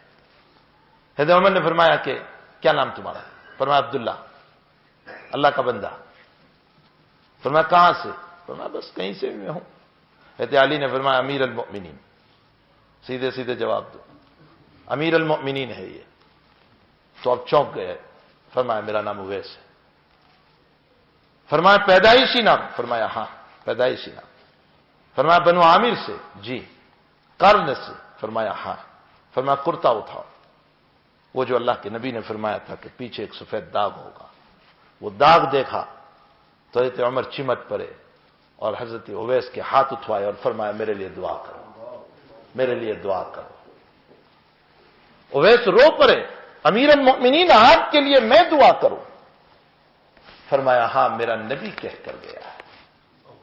آج ہمیں کسی کو کہتے ہوئے بھی شرم آتی ہے کہ میرے لیے دعا کرو، میں اپنے آپ کو بہت بڑا۔ حضرت عمر عمرے کے لیے چلے مقام جعرانہ سے، تو اللہ کے نبی نے فرمایا عمر اپنے بھائی اپنے نبی کو دعا میں نہ بھولنا، لا تنس فی دعائک، بخاری کی روایت۔ کس کو کہہ رہے ہیں؟ ایک امام الانبیاء کہہ رہا ہے اپنے ایک امتی سے، اپنے نبی کو اپنے بھائی کو دعا میں نہ بھولنا۔ آج ہم اتنے اللہ سے مستغنی ہو گئے، بے نیاز ہو گئے ہم کہ ہمیں دعا کی ضرورت نہیں رہی، اور اگر کہا بھی تو ایک رسم پر یہ دعا کرنا ایک رسم ہے، نہیں دل سے کہو کہ ہمارے لیے دعا کرنا۔ جب حضرت عمر نے ہاتھ اٹھوائے اور فرمایا دعا کرو ہمارے لیے، تو حضرت علی نے کہا میرے لیے بھی دعا کرو۔ کیوں اویس کا یہ مقام ملا؟ کیوں اویس کو؟ اویس دور نبوت کو پانے والا آدمی ہے، دور نبوت میں ایمان لے آیا، اور اللہ کے نبی پر جب کہلوایا کہ یا رسول اللہ میں آنا چاہتا ہوں لیکن میری ماں بستر میں ہے، غریب اتنا ہوں کہ کوئی نوکر اور نوکرانی نہیں رکھ سکتا، اور میرے علاوہ خادم کوئی نہیں میری ماں کا، اجازت ہو تو میں مدینے آ جاؤں اور اجازت ہو تو ماں کی خدمت میں رہوں۔ حضرت نے فرمایا ماں کی خدمت میں رہو، میرے پاس آنے کی ضرورت نہیں ہے۔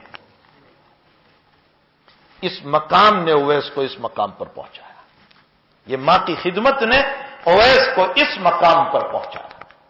یہی وجہ ہے کہ امام نووی رحمۃ اللہ علیہ جیسے محدث عظیم نے اس روایت پر ایک عجیب تحقیق لکھی اور فرمایا کہ صحابیت سے اونچا مقام دنیا میں نبی کے بعد کوئی نہیں، نبی کے بعد سب سے اونچا مقام صحابیت کا ہے۔ اللہ کے حبیب نے اویس کو صحابیت سے کیوں محروم کیا؟ آ جانے دیتے؟ ارے بہت سارے آئے تھے، ان کو بھی آ جانے دیتے، کہہ دیتے کوئی بھی سبب بنا کر آ جاؤ، ماں کے پاس کسی رشتہ دار کو چھوڑ کر آ جاؤ، کیوں اویس کو روک لیا؟ امام نووی ایک عجیب جواب دیتے ہیں، میں المختصر وہ جواب نقل کروں، میرے جوان ان باتوں کو سن لے۔ فرمایا اللہ کا نبی جب کسی کام کا حکم دیتا تھا تو زبانی تقریریں نہیں کرتا تھا، کر کے بتاتا تھا۔ نماز سکون سے پڑھو تو پڑھ کر بتائی، حتی ورمت قدمہ، پاؤں مبارک ورم کر گئے۔ خرچ کرو تو خرچ کر کے بتایا، اور اتنا خرچ کیا کہ دنیا سے رخصت ہوا میرا نبی تو حضرت عائشہ فرماتی ہے کہ گھر میں دیا جلانے کے لیے تیل نہیں تھا، اور زرہ گروی رکھی تھی، چھڑانے کے لیے پیسہ نہیں تھا۔ اگر سخاوت کا کہا تو کر کے بتا گیا۔ بخاری شریف میں ہے فجر کی نماز میں بہت بحرین سے مال آیا، تو صحابہ سب اپنے محلوں کی مسجد کو چھوڑ کر سیدھے مسجد نبوی میں آ گئے فجر کی نماز میں۔ پتہ چل گیا تھا سب کو کہ مال آیا ہے، تو جیسے یہاں بہت ساری مسجدیں ہیں اور سب چھوڑ کر جمعہ مسجد میں آ جائے، تو سب محلوں کی مسجد کو چھوڑ کر صحابہ آ گئے۔ حضرت مسجد میں داخل ہوئے تو مال کی طرف یوں دیکھا بھی نہیں، صراحتاً بخاری میں حضرت نے دیکھا بھی نہیں ہو، مسجد میں سیدھے مصلی پر تشریف لے گئے، نماز پڑھائی۔ نماز کے بعد جو سلام کے بعد دیکھا تو مسجد آج بھری ہوئی ہے۔ حضرت مسکرائے، ضحک رسول اللہ صلی اللہ علیہ وسلم، حضرت مسکرائے اور فرمایا شاید تم لوگوں کو پتہ چل گیا ہے کہ بحرین سے مال آیا ہے۔ تو صحابہ ہماری طرح تکلف والے نہیں تھے، نہیں حضرت زیارت کے لیے آئے ہیں، بہت دن ہو گئے ملاقات نہیں ہوئی تھی، نہ کوئی تکلف نہیں۔ فرمایا جی اسی مال کے لیے آئے۔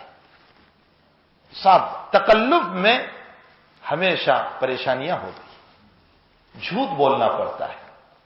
بے تکلفی میں اگر صحابہ بے تکلفی نہ برتتے تو دین اتنا کھل کر بھی نہ آتا۔ ایک صحابی نے نماز پڑھی اور نماز کے بعد دعا کی، دیہاتی صحابی، اللہم ارحم علی وعلی محمد ولا ترحم معنا احدا، اللہ مجھ پر رحم کر، محمد پر رحم کر، تیسرے کسی پر نہ کرنا۔ بخاری شریف میں ہے اللہ کے حبیب نے فرمایا کہ تم نے اللہ کی رحمت کو تنگ کر دیا، سب کے لیے دعا کرو۔ ایک روایت میں ہے اللہ کے حبیب نے بیان فرمایا کہ قیامت کے دن ایک آدمی حضرت کے پاس آئے گا، حق جل مجدہ کے پاس، اور کہے گا کہ اللہ مجھے کھیتی کرنا ہے، میں کھیروت تھا، دنیا میں سیردی بہت کرتا تھا، اس لیے مجھے کھیتی کرنا ہے۔ تو حضرت کہیں گے تیری ماں تجھ کو روئے، اللہ تعالیٰ فرمائیں گے تیرا پیٹ نہیں بھرا ابھی، اتنی ساری جنت میں نے تجھے دے دی۔ وہ کہے گا نہیں مجھے شوق ہے، تو اللہ کہے گا اچھا یہ زمین ہے کھیتی کر، وہ کرے گا، ادھر سے چلے گا ادھر پہنچے گا تو بڑے بڑے درخت ہو جائیں گے وہ، تو اب کوئی پتارے تھوڑے ہی ہوں گے کہ وہاں بھرے گا یہ سب لے کر، کیا کرے گا اس کو؟ حضرت نے جب یہ بیان فرمایا تو وہاں ایک انصاری، وہاں ایک عربی صحابی، دیہاتی صحابی بیٹھے ہوئے تھے، انہوں نے فرمایا یا رسول اللہ یہ کوئی انصاری ہی ہوگا اس لیے کہ یہی لوگ کھیتی کرتے ہیں۔ فضحک رسول اللہ صلی اللہ علیہ وسلم حتی بدت انیابہ، حضرت کے انیاب مبارک تب کھل گئے۔ بخاری شریف کتاب الصوم میں روایت ہے، ایک صحابی آئے، فرمایا یا رسول اللہ بہت بڑا جرم ہو گیا مجھ سے۔ فرمایا کیا ہوا؟ فرمایا روزے کی حالت میں بیوی سے ملاقات ہو گئی۔ نے فرمایا گناہ تو نہیں ہے لیکن تمہیں کفارہ دینا پڑے گا۔ فرمایا کیا کفارہ؟ فرمایا 2 مہینے کے روزے۔ تو وہ کہنے لگے کہ حضرت چند روزوں میں یہ حال ہے تو 2 مہینے کے روزے میں کیا حال؟ میں نہیں رکھ سکتا، صاف صاف بات، میں نہیں رکھ سکتا۔ میں یہ بتانا چاہتا ہوں کہ اگر صحابہ تکلف برتتے تو یہ دین کھول کر نہ آتا، بہت بے تکلف۔ نے فرمایا اچھا غلام آزاد کرو، روزہ نہیں رکھ سکتے تو؟ انہوں نے اپنی گردن پر ہاتھ مارا اور یوں کہا کہ میری ذات کے علاوہ میں کسی کا مالک نہیں، میں غریب آدمی، میرے پاس غلام کہاں؟ حضرت نے فرمایا اچھا 7 مسکینوں کو کھانا کھلاؤ۔ وہ کہنے لگے بہت غریب ہوں، کہاں سے لاؤں میں؟ حضرت نے فرمایا بیٹھ جاؤ، بٹھا دیا ان کو۔ اپنے گھر پہ 2 زنبیل بھر کر کھجور آئی تھی، حضرت نے فرمایا جاؤ وہ لے آؤ، منگوائی اور ان کو کہا کہ جاؤ یہ 7 سا ہے اور ایک فقیر کو 1 سا، تو یہ 7 سا تمہارے اس کفارے میں کام آ جائے گے، تم اپنے کفارے میں اس کو ادا کرو۔ وہ صحابی فرماتے ہیں کہ یا رسول اللہ انی ذهبت ما بین لابتي هذه المدینہ ما رأيت افقر منی، اللہ کے حبیب مدینے کے اس کونے سے اس کونے تک جا کر آیا ہوں، مجھ سے زیادہ غریب کوئی نہیں، میرے ہی بچے بھوکے میں دوسروں کو کہاں کھلاؤں؟ حضرت مسکرائے، بہت مسکرائے، بہت مسکرائے۔ حضرت نے فرمایا اچھا جاؤ تم اپنے گھر والوں کو کھلا دو، اگر میرا نبی دانت دیتا یہ دین سے دور ہو جاتا۔ کیسے اپنی امت کو کیسے پیار سے پالا، کیسی محبت سے اپنی امت کو پالا ہے۔ آپ نے دھٹکارا نہیں، ماں کیا پیار دیتی ہے اس سے زیادہ میرے نبی نے پیار دیا۔ ماں تو گندے بچے کو 2 تھپڑ بھی مار دیتی ہے، میرا نبی کا حال تو یہ ہے کہ وحشی جیسا ظالم حضرت حمزہ کو کاٹنے والا جب فتح مکہ کے بعد آیا ہے میرے نبی کے سامنے اور کلمہ پڑھ لیا، تو اب حضرت نے پہلے نہیں پوچھا، کلمے سے پہلے حالانکہ جانتے تھے کہ یہ وحشی ہے لیکن پہلے نہیں پوچھا، کلمہ پڑھ لیا اور کلمے کے بعد پوچھا انت وحشی، تم ہی ہو نا وحشی؟ فرمایا ہاں۔ فرمایا تم نے میرے چچا کو کیسے مارا تھا؟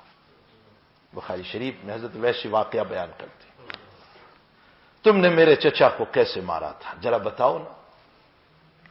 وحشی بیان کرتے جا رہے، حضرت روتے جا رہے ہیں، آنکھوں سے آنسو جاری۔ 6 سال ہو گئے میرا نبی اپنے چچا کو نہیں بھولا ہے۔ صحابہ فرماتے ہیں یا رسول اللہ ذرا ایمان سے پہلے ہی پوچھ لیتے، یعنی مطلب ایمان سے پہلے تو مباح الدم جائز تھا قتل کرنا، اب ذرا آنکھ سے اشارہ کر دیتے۔ حضرت نے فرمایا نبی آنکھوں سے بھی خیانت نہیں کرتا، نبی آنکھوں سے بھی، ہم تو آنکھ مچولیوں سے لوگوں کی مذاق کرتے ہیں،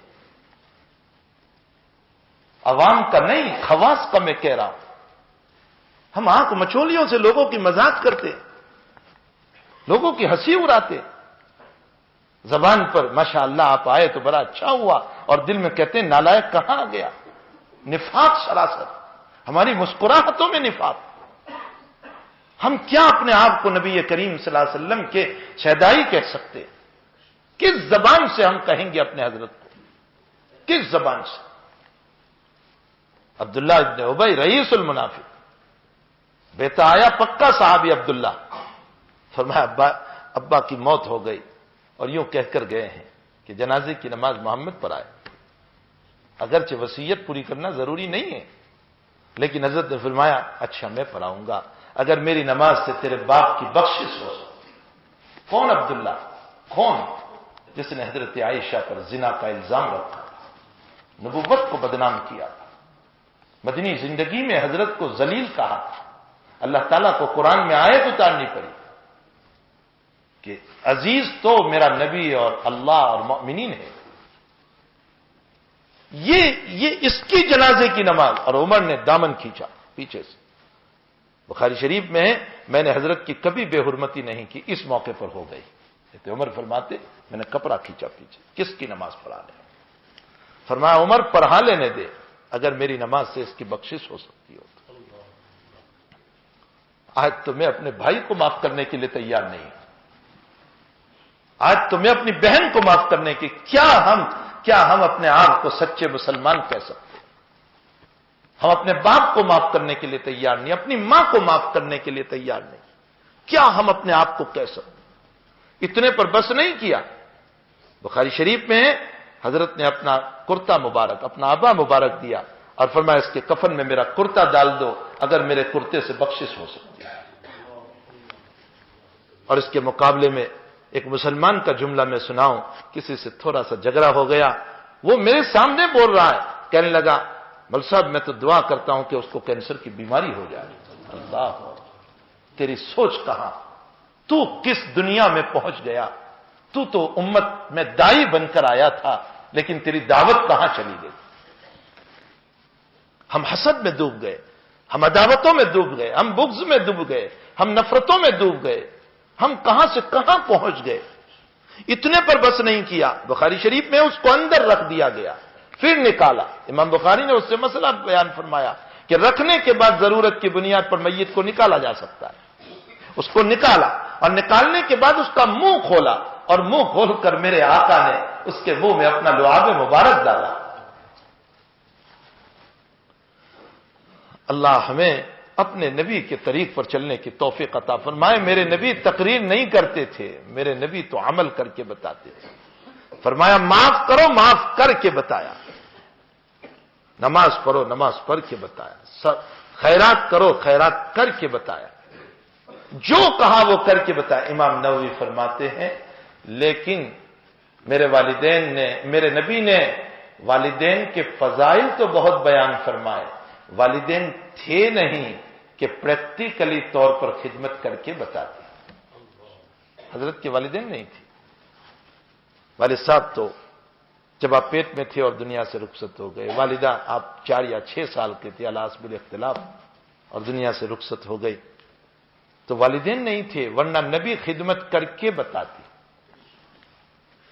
اور جب پریکٹیکلی طور پر آپ نہیں بتا سکے، ہاں بعض روایتوں میں آپ کے حاضناؤں کی خدمتیں کی آپ نے۔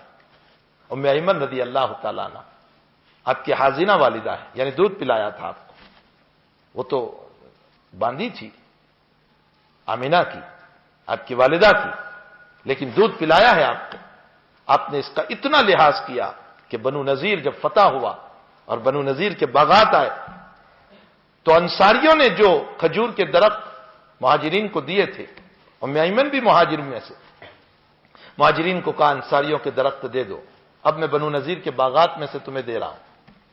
تو ام ایمن کے پاس حضرت انس کو بھیجا اور حضرت انس سے کہا کہ جاؤ امی سے کہنا کہ تمہیں جو درخت دیے ہیں انصار کے ان کو واپس کر دو، میں تمہیں اور درخت دوں گا۔ ام ایمن غصے میں، جذبات میں انس کے گلے میں چادر ڈالی اور زور زور سے کھینچنے لگی اور کہا نہیں ملیں گے یہ درخت۔ حضرت تشریف لے آئے، فرمایا امی دے دو، میں تمہیں 1 کے 2 دوں گا، 3 دوں گا، 1 کے 4 دوں گا۔ حضرت بڑھاتے جا رہے تھے یہاں تک کہ 1 کے 10 درخت دوں گا، تم 1 دو گے نا میں تمہیں 10 دوں گا۔ حافظ ابن حجر نے لکھا ہے کہ جس سے دودھ پیا تھا اس ماں کی اتنی تعظیم میرا نبی کر رہا ہے۔ وہ تو سوتیلی ماں، وہ تو حقیقی ماں بھی نہیں تھی، اس کی اتنی تعظیم ہے، آج حقیقی مائیں ہماری ذلیل ہوتی پھر رہی ہے. ہمارا باپ روتا پھر رہا ہے. وہ اولاد کیسے کامیاب ہو سکتی ہے جس کے ماں باپ خلوتوں میں بیٹھ کر اس بچے کے بچپن کو یاد کر کے کہ کیسے پیار سے اس کو پالا تھا اور کتنی امیدوں سے پالا تھا، اور آج یہ سامنے ہو رہا ہے جب ماں باپ کے آنسو بہ رہے ہوں گے، وہ اولاد کیسے کامیاب ہو سکتی ہے. امام غزالی نے لکھا ہے کہ ماں باپ کا بد دعا کرنا شرط نہیں ہے، ان کے دل کا دکھنا ہی اولاد کی ہلاکت کا ذریعہ ہو جاتا ہے. صرف دل دکھے گا. امام نووی فرماتے ہیں کہ نبی کے والدین نہیں تھے، ورنہ آپ خدمت کر کے بتاتے. تو آپ نے حضرت اویس کو مقام صحابیت سے محروم کر کے امت کو یہ بتایا کہ میرا اویس صحابیت سے محروم ہو سکتا ہے لیکن ماں سے محروم نہیں ہو سکتا. ماں کا مقام بتانا مقصود تھا، اس لیے اویس کو روک لیا. میرے بھائیوں، ہمیں اپنے نبی علیہ الصلوۃ والسلام کی مبارک تعلیمات پر آنے کی ضرورت ہے. ترکت فیکم الثقلین لن تضلوا بعدی ان تمسکتم بہما. میں تمہیں دو چیزیں دے کر جا رہا ہوں، ایک قرآن، ایک حدیث. اگر تم اس کو مضبوطی سے پکڑے رہو گے تم کبھی ناکام نہیں ہو سکتے، تم کبھی ذلیل نہیں ہو سکتے ہو. وہ نبی بہت بڑا نبی ہے، وہ نبی بہت بڑا نبی ہے. اس کی بات مانو گے تو کامیابی کامیابی ہوگی. بخاری شریف میں ایک بات بڑی عجیب آئی تھی. ایک روایت آتی ہے کہ اللہ کے حبیب نے دائیں طرف تھوکنے سے منع فرمایا. شیخین نے روایت نقل کی ہے، بلکہ اصحاب ستہ نے نقل کی ہے کہ مسجد میں جب آؤ اور نماز میں تھوک آ جائے اور بہت تھوک آ جائے تو دائیں طرف نہ تھوکو، اس لیے کہ فرشتہ ہوتا ہے. حضرت نے فرمایا بائیں طرف تھوکو. نبی کریم صلی اللہ علیہ وسلم نے فرمایا بائیں طرف. لیکن وہ جب ہے جبکہ وہ ریت تھا نیچے، ہمارے وہاں تو فرش ہے، یہاں نہ تھوکنا کہیں آپ کل سے تھوکنے لگ جاؤ. حضرت نے فرمایا بائیں طرف تھوکو. اور دوسرا حضرت نے آگے فرمایا کہ اگر بائیں طرف بھی نہ ہو تو پھر اپنے دامن میں تھوک لو، کپڑے میں، اور یوں مسل لو. بہت تھوک آ رہا ہے نماز میں، قرات نہیں ہو پا رہی ہے تو اپنے کپڑے پر تھوک لو اور تھوک کر یوں مسل لو. یہ مسئلہ ہے، روایت سے ثابت ہے. لیکن علامہ فاقہی علیہ الرحمہ نے تاریخ مکہ میں لکھا ہے، ایک عجیب بات لکھی اور نسبت کی ہے اس کی حضرت حسن بصری کی طرف، اور فرمایا کہ اگر کپڑے پر بھی نہیں تھوکا اور اس تھوک کو پی گیا، فرمایا یہ اکرام رب میں تو نے تھوک پیا ہے، اللہ تیری بیماری کو صحت سے بدل دے گا. دیکھو نبی کی بات، بیماری کو صحت سے بدل دے گا. نبی کی ایک ایک بات میں ہماری دنیا کی بھی کامیابی ہے، آخرت کی بھی کامیابی. وہ بہت بڑا نبی ہے، بہت بڑا نبی ہے. اس کے قدموں میں تو سارے نبیوں کی نبوت ڈال دی گئی، اس کے قدموں میں تو دنیا آخرت کے خزانے ڈال دیے گئے، اس کے قدموں میں تو اللہ نے جنت کی چابی ڈال دی. فرمایا جب تک میرا محبوب جنت میں نہیں جائے گا کوئی نہیں جائے گا. لواء الحمد اسی کو دیا گیا. فرمایا قیامت کے دن اللہ کے سامنے اگر کوئی بول سکتا ہے تو میں ہی بولوں گا، باقی کوئی نبی نہیں بولے گا. اور سارے نبی نفسی نفسی، اور میں کہوں گا امتی امتی. ساری چیزیں اس نبی کے قدموں میں ڈال دی گئی، ساری چیزیں. اور اتنے پر بس نہیں، اس نبی نے کیا کیا کیا اس امت کے لیے، کتنی جفاکشیاں، کتنی محنت. ایک آخری بات میں عرض کروں، اس سے نبی کا اندازہ ہوگا کہ اپنی امت پر کتنا پیار تھا، اس کو کتنا دلار تھا. بخاری شریف کی روایت ہے، حضرت عائشہ فرماتی ہے کہ میرے آقا صلی اللہ علیہ وسلم کا آخری وفات سے پہلے سر مبارک میری گود میں تھا. بین حاقنتی و ذاقنتی، میرے گود میں تھا. اللہ کے نبی علیہ الصلوۃ والسلام اللہم رفیق الاعلی، اللہم رفیق الاعلی. ٹھنڈا پانی منگوایا اور یوں ہاتھ ڈالتے تھے پانی میں میرے آقا اور یوں پھیرتے تھے اور فرماتے تھے یا عائشہ ان للموت سکرات. عائشہ موت کی بہت سختی ہے، عائشہ موت کی بہت سختی ہے. حضرت عائشہ فرماتی ہے، صحیح ہے ان کی روایت، فرمایا میں یہ سوچتی تھی کہ سکرات تو گنہگاروں کو ہوتی ہے، لیکن میں نے میرے نبی کو دیکھا تو مجھے یقین ہوا کہ سکرات نیکوں کو بھی ہوتی ہے. اب سکرات کیوں ہوتی ہے؟ کفار کے لیے تو عذاب ہے، یہیں سے شروع ہو گیا۔ مومنین فاسقین کے لیے اگر گناہ کم ہے تو اللہ اس سکرات سے اس کے گناہ کو معاف کر کے پاک صاف کر کے لانا چاہتا ہے، اس لیے تھوڑی مصیبت ڈال دیتا ہے۔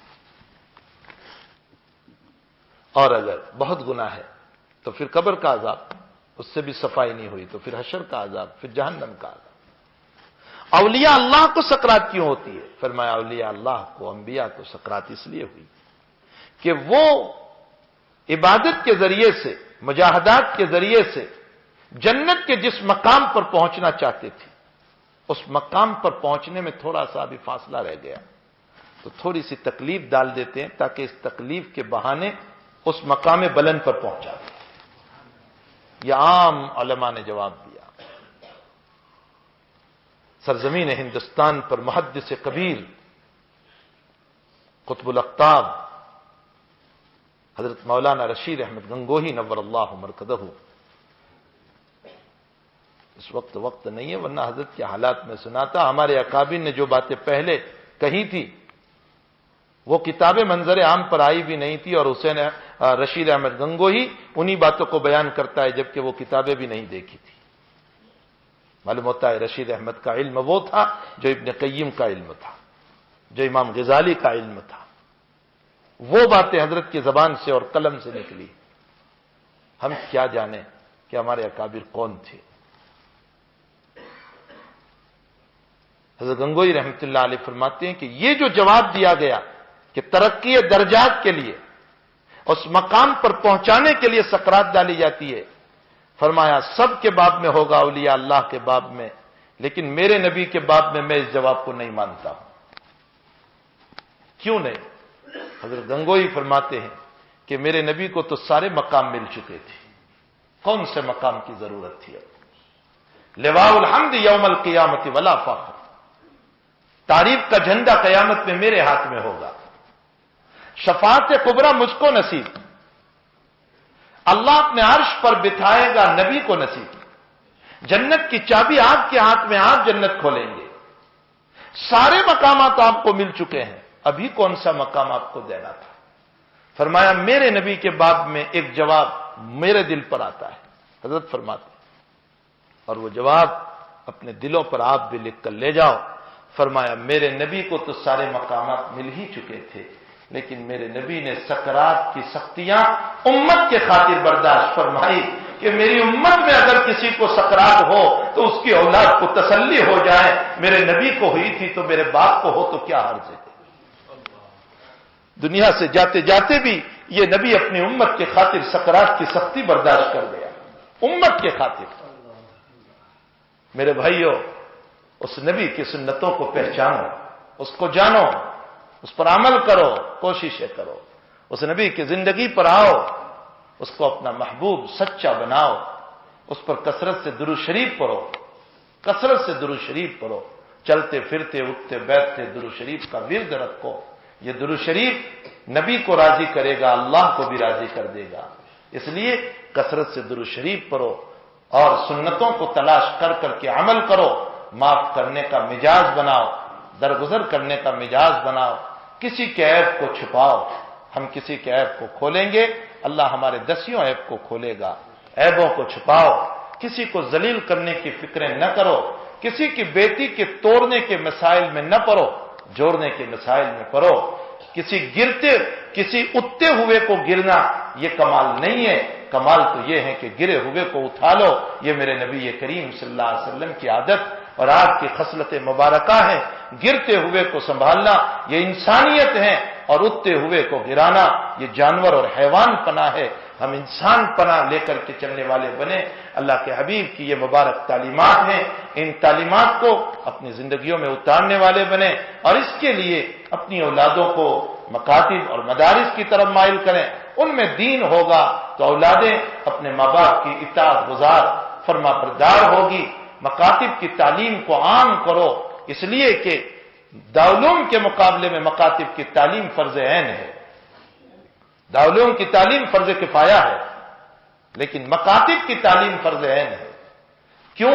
اس لیے کہ اس میں ضرورت کی باتیں ہیں۔ مکتب میں پڑھنے والے 99% بچے دارالعلوم میں نہیں جاتے، 1% جاتا ہے۔ تو 99% بچوں کی نماز کیسے صحیح ہوگی؟ ان کا قرآن کیسے صحیح ہوگا؟ ان کا دین کیسے صحیح ہوگا؟ اس لیے مکاتب کو عام کرو۔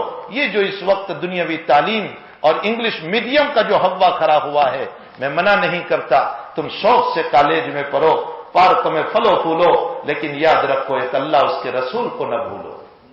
اصل تو اپنے اللہ اس کے رسول کی تعلیم پہلے ہوگی، اس کے بعد ساری دنیا کی تعلیم اس کو پڑھاؤ، اس کو لائر بناؤ، اس کو وکیل بناؤ، اس کو ڈاکٹر بناؤ، دو چاہے بناؤ، لیکن پہلے اس کو محمدی بناؤ، پہلے اس کو دین والا بناؤ۔ اگر اس کے دل میں دین ہوگا وہ ہر مقام پر جا کر بھی اپنے اللہ کو یاد کرے گا۔ وہ ڈاکٹر ہوگا تو بھی اللہ کو یاد کرے گا، وہ لائر ہوگا تو بھی اللہ کو یاد کرے گا۔ مولانا ابوالکلام آزاد جب وزیر تعلیمات بنے تو اس موقع پر علی گڑھ یونیورسٹی کا ایک بیان ہے، مولانا نے فرمایا، اے میرے بینچز پر بیٹھ کر پڑھنے والے بچوں، تم بھی علم لے رہے ہو اور دارالعلوم دیوبند کے اندر بھی فتح پرانی چٹائیوں پر بیٹھ کر علم لے رہے ہیں، لیکن تمہارے اور ان کے علم میں فرق یہ ہے کہ تمہارے علم سے 2 روٹی اور 2 بوتی کے مسئلے حل ہوتے ہیں، ان کے علم سے قبر اور آخرت کے مسئلے حل ہوتے ہیں۔ اپنے بچوں کو قرآن پڑھاؤ، ان کو دین کی تعلیم دو، ان کی زندگیوں میں قرآن اتارو، ان کو شائستہ اخلاق والے بناؤ۔ دنیا کی کوئی کالج اور دنیا کی کوئی یونیورسٹی اور دنیا کی کوئی ہائی اسکول یہ تعلیم نہیں دیتی کہ ماں باپ کی تعظیم کرو۔ ماں باپ کی تعظیم کا سبق صرف اور صرف مکتب محمدی میں ملتا ہے، انہی مکاتب میں ملتا ہے، جن مکاتب کو ہم حقیر سمجھ رہے ہیں، جس میں پڑھانے والوں کو ہم حقیر سمجھ رہے ہیں، جس میں تعلیم دینے والوں کو ہم ذلیل سمجھ رہے ہیں، اور مولوی کو حقارت کی نظر سے دیکھ رہے ہیں۔ یہی تعلیم دے رہا ہے اور یہی وہ عالم ہے کہ جس کو لوگوں نے ستایا، لیکن اسی ستانے والے کا جنازہ جب آ رہا ہے تو یہی مولوی کھڑے ہو کر اس کی جنازے کی نماز پڑھا کر دعا کر رہا ہے، اے اللہ میرے زندوں کی بھی مغفرت فرما، میرے مردوں کی بھی مغفرت فرما۔ مکاتب کی تعلیم کو عام کرو، اپنی اولادوں کو مکتب سے جوڑو، ان کی زندگی میں قرآن اور حدیث کو لاؤ، اور بڑے جو ہیں وہ دعوت و تبلیغ میں نکلے۔ یہ ایک عظیم الشان کام ہے جو اللہ تعالیٰ نے اس امت کو دیا ہے۔ یوں کہہ لیجئے کہ اس زمانے میں اللہ نے اگر کوئی تحفہ دیا ہے تو دعوت و تبلیغ کا تحفہ عطا فرمایا ہے۔ یہ بہت عظیم کام ہے، ہزاروں کی زندگیوں کو بننے والا کام، ہزاروں کی زندگیوں کو بننے والا یہ کام ہے۔ یہ 6 نمبر نہیں ہے، یہ 6 اصول ہیں جس کے اندر بڑے بڑے مسئلے حضرت مولوی صاحب رحمۃ اللہ علیہ نے بیان فرمائے ہیں۔ مولانا نہیں تھے، مولانا قلندر تھے۔ مولانا کی نگاہیں بہت دور تھی۔ جب ملک پاکستان بننے والا تھا، مولانا احتشام الحق تھانوی علیہ رحمت تشریف لائے اور مولوی صاحب علیہ رحمت سے فرمایا کہ حضرت لگتا ہے کہ اسلامی ملک ملے گا ہم کو۔ مولوی صاحب نے فرمایا کیا کہا بیٹے؟ مولوی احتشام پھر سے کہو کیا کہا تم نے؟ فرمایا اسلام کا ملک ملے گا۔ حضرت نے فرمایا اسلام کا ملک نہیں ملے گا، مسلمانوں کا ملک ملے گا۔ احتشام اللہ فرماتے ہیں کہ حضرت اسلام اور مسلمان میں کیا فرق ہے؟ فرمایا اسلام کے ملک میں اسلام مسلمانوں پر حکومت کرتا ہے، جیسا اسلام کہتا ہے ویسے چلو، اور مسلمانوں کے ملک میں مسلمان اسلام پہ حکومت کرتا ہے اور یہ کہتا ہے کہ قانون ہمارے چلیں گے، اسلام کے نہیں چلیں گے۔ دیکھ لیجئے اس کلندر کی بات کو، اس کلندر نے تب کہا تھا، اس کی بات کو آج دیکھ لیجئے کیسے چل رہا ہے۔ تو یہ وہ کلندر ہے، اسی لیے اس نے علم اور ذکر کو عجیب جوڑا۔ اس نے تو لا الہ الا اللہ کلمے کو علیحدہ رکھا، اس نے نماز کو علیحدہ رکھا، اس نے اکرام مسلم کو علیحدہ رکھا، اس نے اخلاص نیت کو علیحدہ رکھا۔ علم اور ذکر کو کیوں ساتھ جوڑا؟ اس کو الگ کر دیتے تو 7 بن جاتے، اور 7 میں ویسے بھی برکت تھی، ہفتے کے دن بھی 7، آسمان بھی 7، زمین بھی 7، تو 7 میں بڑی برکت تھی، علم اور ذکر کو الگ کرتے 7 بن جاتے۔ کیوں حضرت نے دونوں کو ساتھ جوڑا؟ اشارہ کیا اس بات کی طرف کہ نرا علم ضلالت اور گمراہی لاتا ہے، طریقہ یہودیت ہے، اس لیے کہ وَمَا اخْتَلَفَ الَّذِينَ أُوتُوا الْكِتَابَ إِلَّا مِن بَعْدِ مَا جَاءَهُمُ الْعِلْمُ بَغْيًا بَيْنَهُمْ۔ یہ نرا علم ضلالت اور گمراہی اور جو ہے غرور اور تکبر لاتا ہے، اور فرمایا بغیر علم کے نرا ذکر یہ ضلالت اور بدعت کو لاتا ہے۔ وَرَهْبَانِيَّةً ابْتَدَعُوهَا مَا كَتَبْنَاهَا عَلَيْهِمْ۔ فرمایا عیسائیوں نے علم کے بغیر جب ذکر کرنا شروع کیا تو حضرت عیسیٰ کو رب کہہ دیا۔ اگر بغیر علم کے ذکر کرو گے تو ضلالت میں جاؤ گے، بدعت میں جاؤ گے، گمراہیوں میں جاؤ گے، اور اگر بغیر ذکر کے علم لاؤ گے تو یہودیت پر جاؤ گے، اور نتیجہ یہ ہوگا کہ تمہارا حال یہ ہوگا اتأمرون الناس بالبر وتنسون انفسکم وانتم تتلون الکتاب۔ اللہ تعالیٰ یہودیوں کو کہہ رہا ہے اتأمرون الناس بالبر وتنسون انفسکم وانتم تتلون الکتاب، تم لوگوں کو بھلائیوں کا حکم دیتے ہو اور اپنی ذات کو بلا دیتے ہو، جبکہ تورات کو تم بھی پڑھتے ہو۔ نرا علم بغیر ذکر کے یہودیت کو لائے گا، اور نرا ذکر بغیر علم کے عیسائیت کو لائے گا۔ حضرت نے فرمایا نبی کا طریقہ نرا علم نرا ذکر نہیں ہے، علم ذکر دونوں ساتھ چلے گا۔ یہ ہے مولانا الیاس صاحب رحمۃ اللہ علیہ کی وہ نظر۔ اسی لیے ایک جماعت نے یوں کہا کہ حضرت ہماری جماعت نکل رہی ہے تو ہمیں جھنڈا دیا جائے۔ مولانا صاحب رحمۃ اللہ علیہ نے فرمایا جھنڈا دیا جائے، فرمایا عزیزم ولی زکریا آئیں گے پوچھ کر کہوں گا۔ حضرت شیخ رحمۃ اللہ علیہ کی طرف حضرت شیخ جب نظام الدین تشریف لے گئے، مولانا صاحب نے فرمایا کہ جماعت جا رہی ہے اور جھنڈا مانگ رہی ہے کہ ایک جھنڈا ساتھ میں لے کر چلے۔ حضرت شیخ فرماتے ہیں میں نے ایک دم سے منع کر دیا۔ تو مولانا صاحب رحمۃ اللہ علیہ نے فرمایا بیٹے دلیل کیوں منع کر رہے ہو؟ جبکہ اللہ کے نبی تو چلتے تھے، غزوات میں تو جھنڈے لے کر چلتے تھے۔ فرمایا چچا جان وہ غزوات کے سفر تھے، آپ تو نماز کی دعوت لینے کے لیے نکل رہے ہیں، اور نماز کے موقع پر جب ضرورت پڑی تھی جماعت کو بنانے کی اور صحابہ نے مشورہ دیا تھا ناقوس بجائیں، بوق بجائیں یا جھنڈا گھار دیں، تو حضرت نے جھنڈے سے منع فرمایا تھا۔ معلوم ہوتا ہے کہ دعوت نماز پر جھنڈا نہیں ہو سکتا ہے۔ ہمارے اکابر کی فراست ہے، ہمارے اکابر کی ذہانتیں ہیں۔ اللہ تعالیٰ نے وہ علوم ہمارے بزرگوں کو عطا فرمائے تھے، وہ فقاہت اور وہ فہم نصیب فرمایا تھا۔ اسی لیے میں کہتا ہوں اللہ نے اتنی بڑی یونیورسٹی دی ہے، جایا کیجئے، قرآن اور حدیث سے وابستہ رہیے۔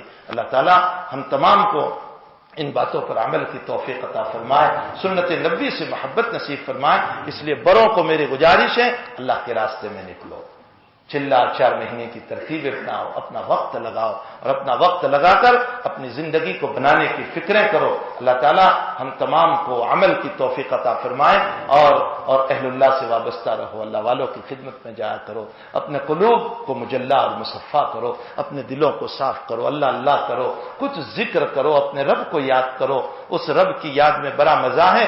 شاہ وسیع اللہ صاحب فرماتے ہیں تو نے دنیا والوں کو آزما لیا، ذرا اسے بھی تو آزما لے۔ تو نے دنیا والوں کو آزمایا، فرمایا وہ ذات ایسی ہے کہ اگر تو اس کو 5 پیسے بھی دیتا ہے تو وہ اتنی غیور ذات ہے کہ وہ جب تک تجھے 100% نہیں دے دیتا اس رب کو چین نہیں پڑتا ہے۔ فرمایا اس رب کو اس سے تعلق جوڑو، اس سے نسبتیں جوڑو۔ اللہ تعالی ہم تمام کو اپنے رب سے، اپنے اس کے قرآن سے، اس کے نبی سے تعلق جوڑنے کی توفیق عطا فرمائے۔ درود شریف پڑھ لیجیے۔ اللهم صل على سيدنا حبيبنا وشفيعنا سندنا مولانا محمد وبارك وسلم۔ الحمد لله رب العالمين والعاقبة للمتقين والصلاة والسلام على سيد الانبياء والمرسلين وعلى آله وصحبه اجمعین۔ اللہ ہم سب کے گناہوں کو معاف فرما، اللہ ہمارے قصوروں سے درگزر فرما، اللہ ہماری سیاہکاریوں سے معافی عطا فرما، اللہ ہمیں تواضع نصیب فرما، اللہ ہمیں انکساری نصیب فرما، اللہ ہمیں عاجزی عطا فرما، اللہ ہمیں اخلاص عطا فرما۔ زندگی کی کئی بہاریں گزار چکے ہیں لیکن اخلاص کا ایک سجدہ نصیب نہیں ہوا۔ اللہ ہم نے دنیا والوں کو راضی کرنے کے لیے سب کچھ کیا ہے، اے اللہ مجھے کسی نے ایک جوڑی کپڑا دیا، میں نے 10 مرتبہ اس کا شکریہ ادا کیا، میں گاڑیوں تک اسے چھوڑنے گیا، میں نے قدم قدم پر اسے سلام کیا۔ میرے رب تیری نعمتیں کھائی ہے لیکن مجھے 2 رکعت شکرانے کی توفیق نہ ہوئی۔ اللہ تو معاف فرما دے، اللہ تو معاف فرما دے، اللہ تو معاف فرما دے۔ ہمیں تیرے لیے بولنے کی توفیق عطا فرما، تیرے لیے کرنے کی توفیق عطا فرما، اخلاص عطا فرما، للہیت عطا فرما، خلوص نصیب فرما۔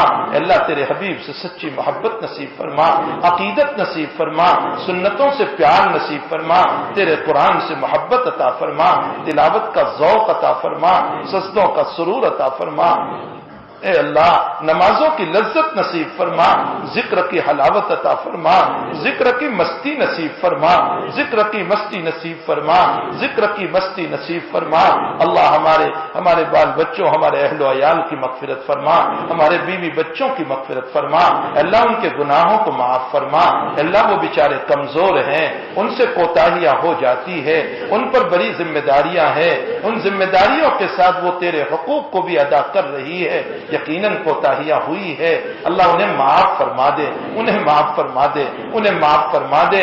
ہماری آل اولاد کی اصلاح فرما، ہماری آل اولاد کی اصلاح فرما، اللہ بگڑنے پھسلنے سے حفاظت فرما، ضلالت گمراہیوں سے حفاظت فرما، غلط راستوں سے ہماری نسلوں کی اللہ پوری حفاظت فرما۔ جب تک جلائیں آبرو عزت اور ایمان کے ساتھ جلانا، جب اٹھائیں تو اپنے وقت پر خاتمہ بالخیر نصیب فرمانا۔ اللہ ہمارے مرحومین کی مغفرت فرما، ہمارے مقروضوں کے قرض کی ادائیگی کی صورتیں پیدا فرما، پریشان حالوں کی پریشانیوں کو دور فرما، بیمار ہیں شفائے دائمہ مستمرہ عطا فرما، ہمارے والدین اگر بیمار ہیں اللہ ان کو شفا عطا فرما، عافیت عطا فرما، اور اگر تیرے پیارے ہو چکے ہیں تو ان کی قبروں کو نور سے منور فرما، ان کے درجات کو بلند فرما۔ رب ارحمہما کما ربیانی صغیرا، رب ارحمہما کما ربیانی صغیرا۔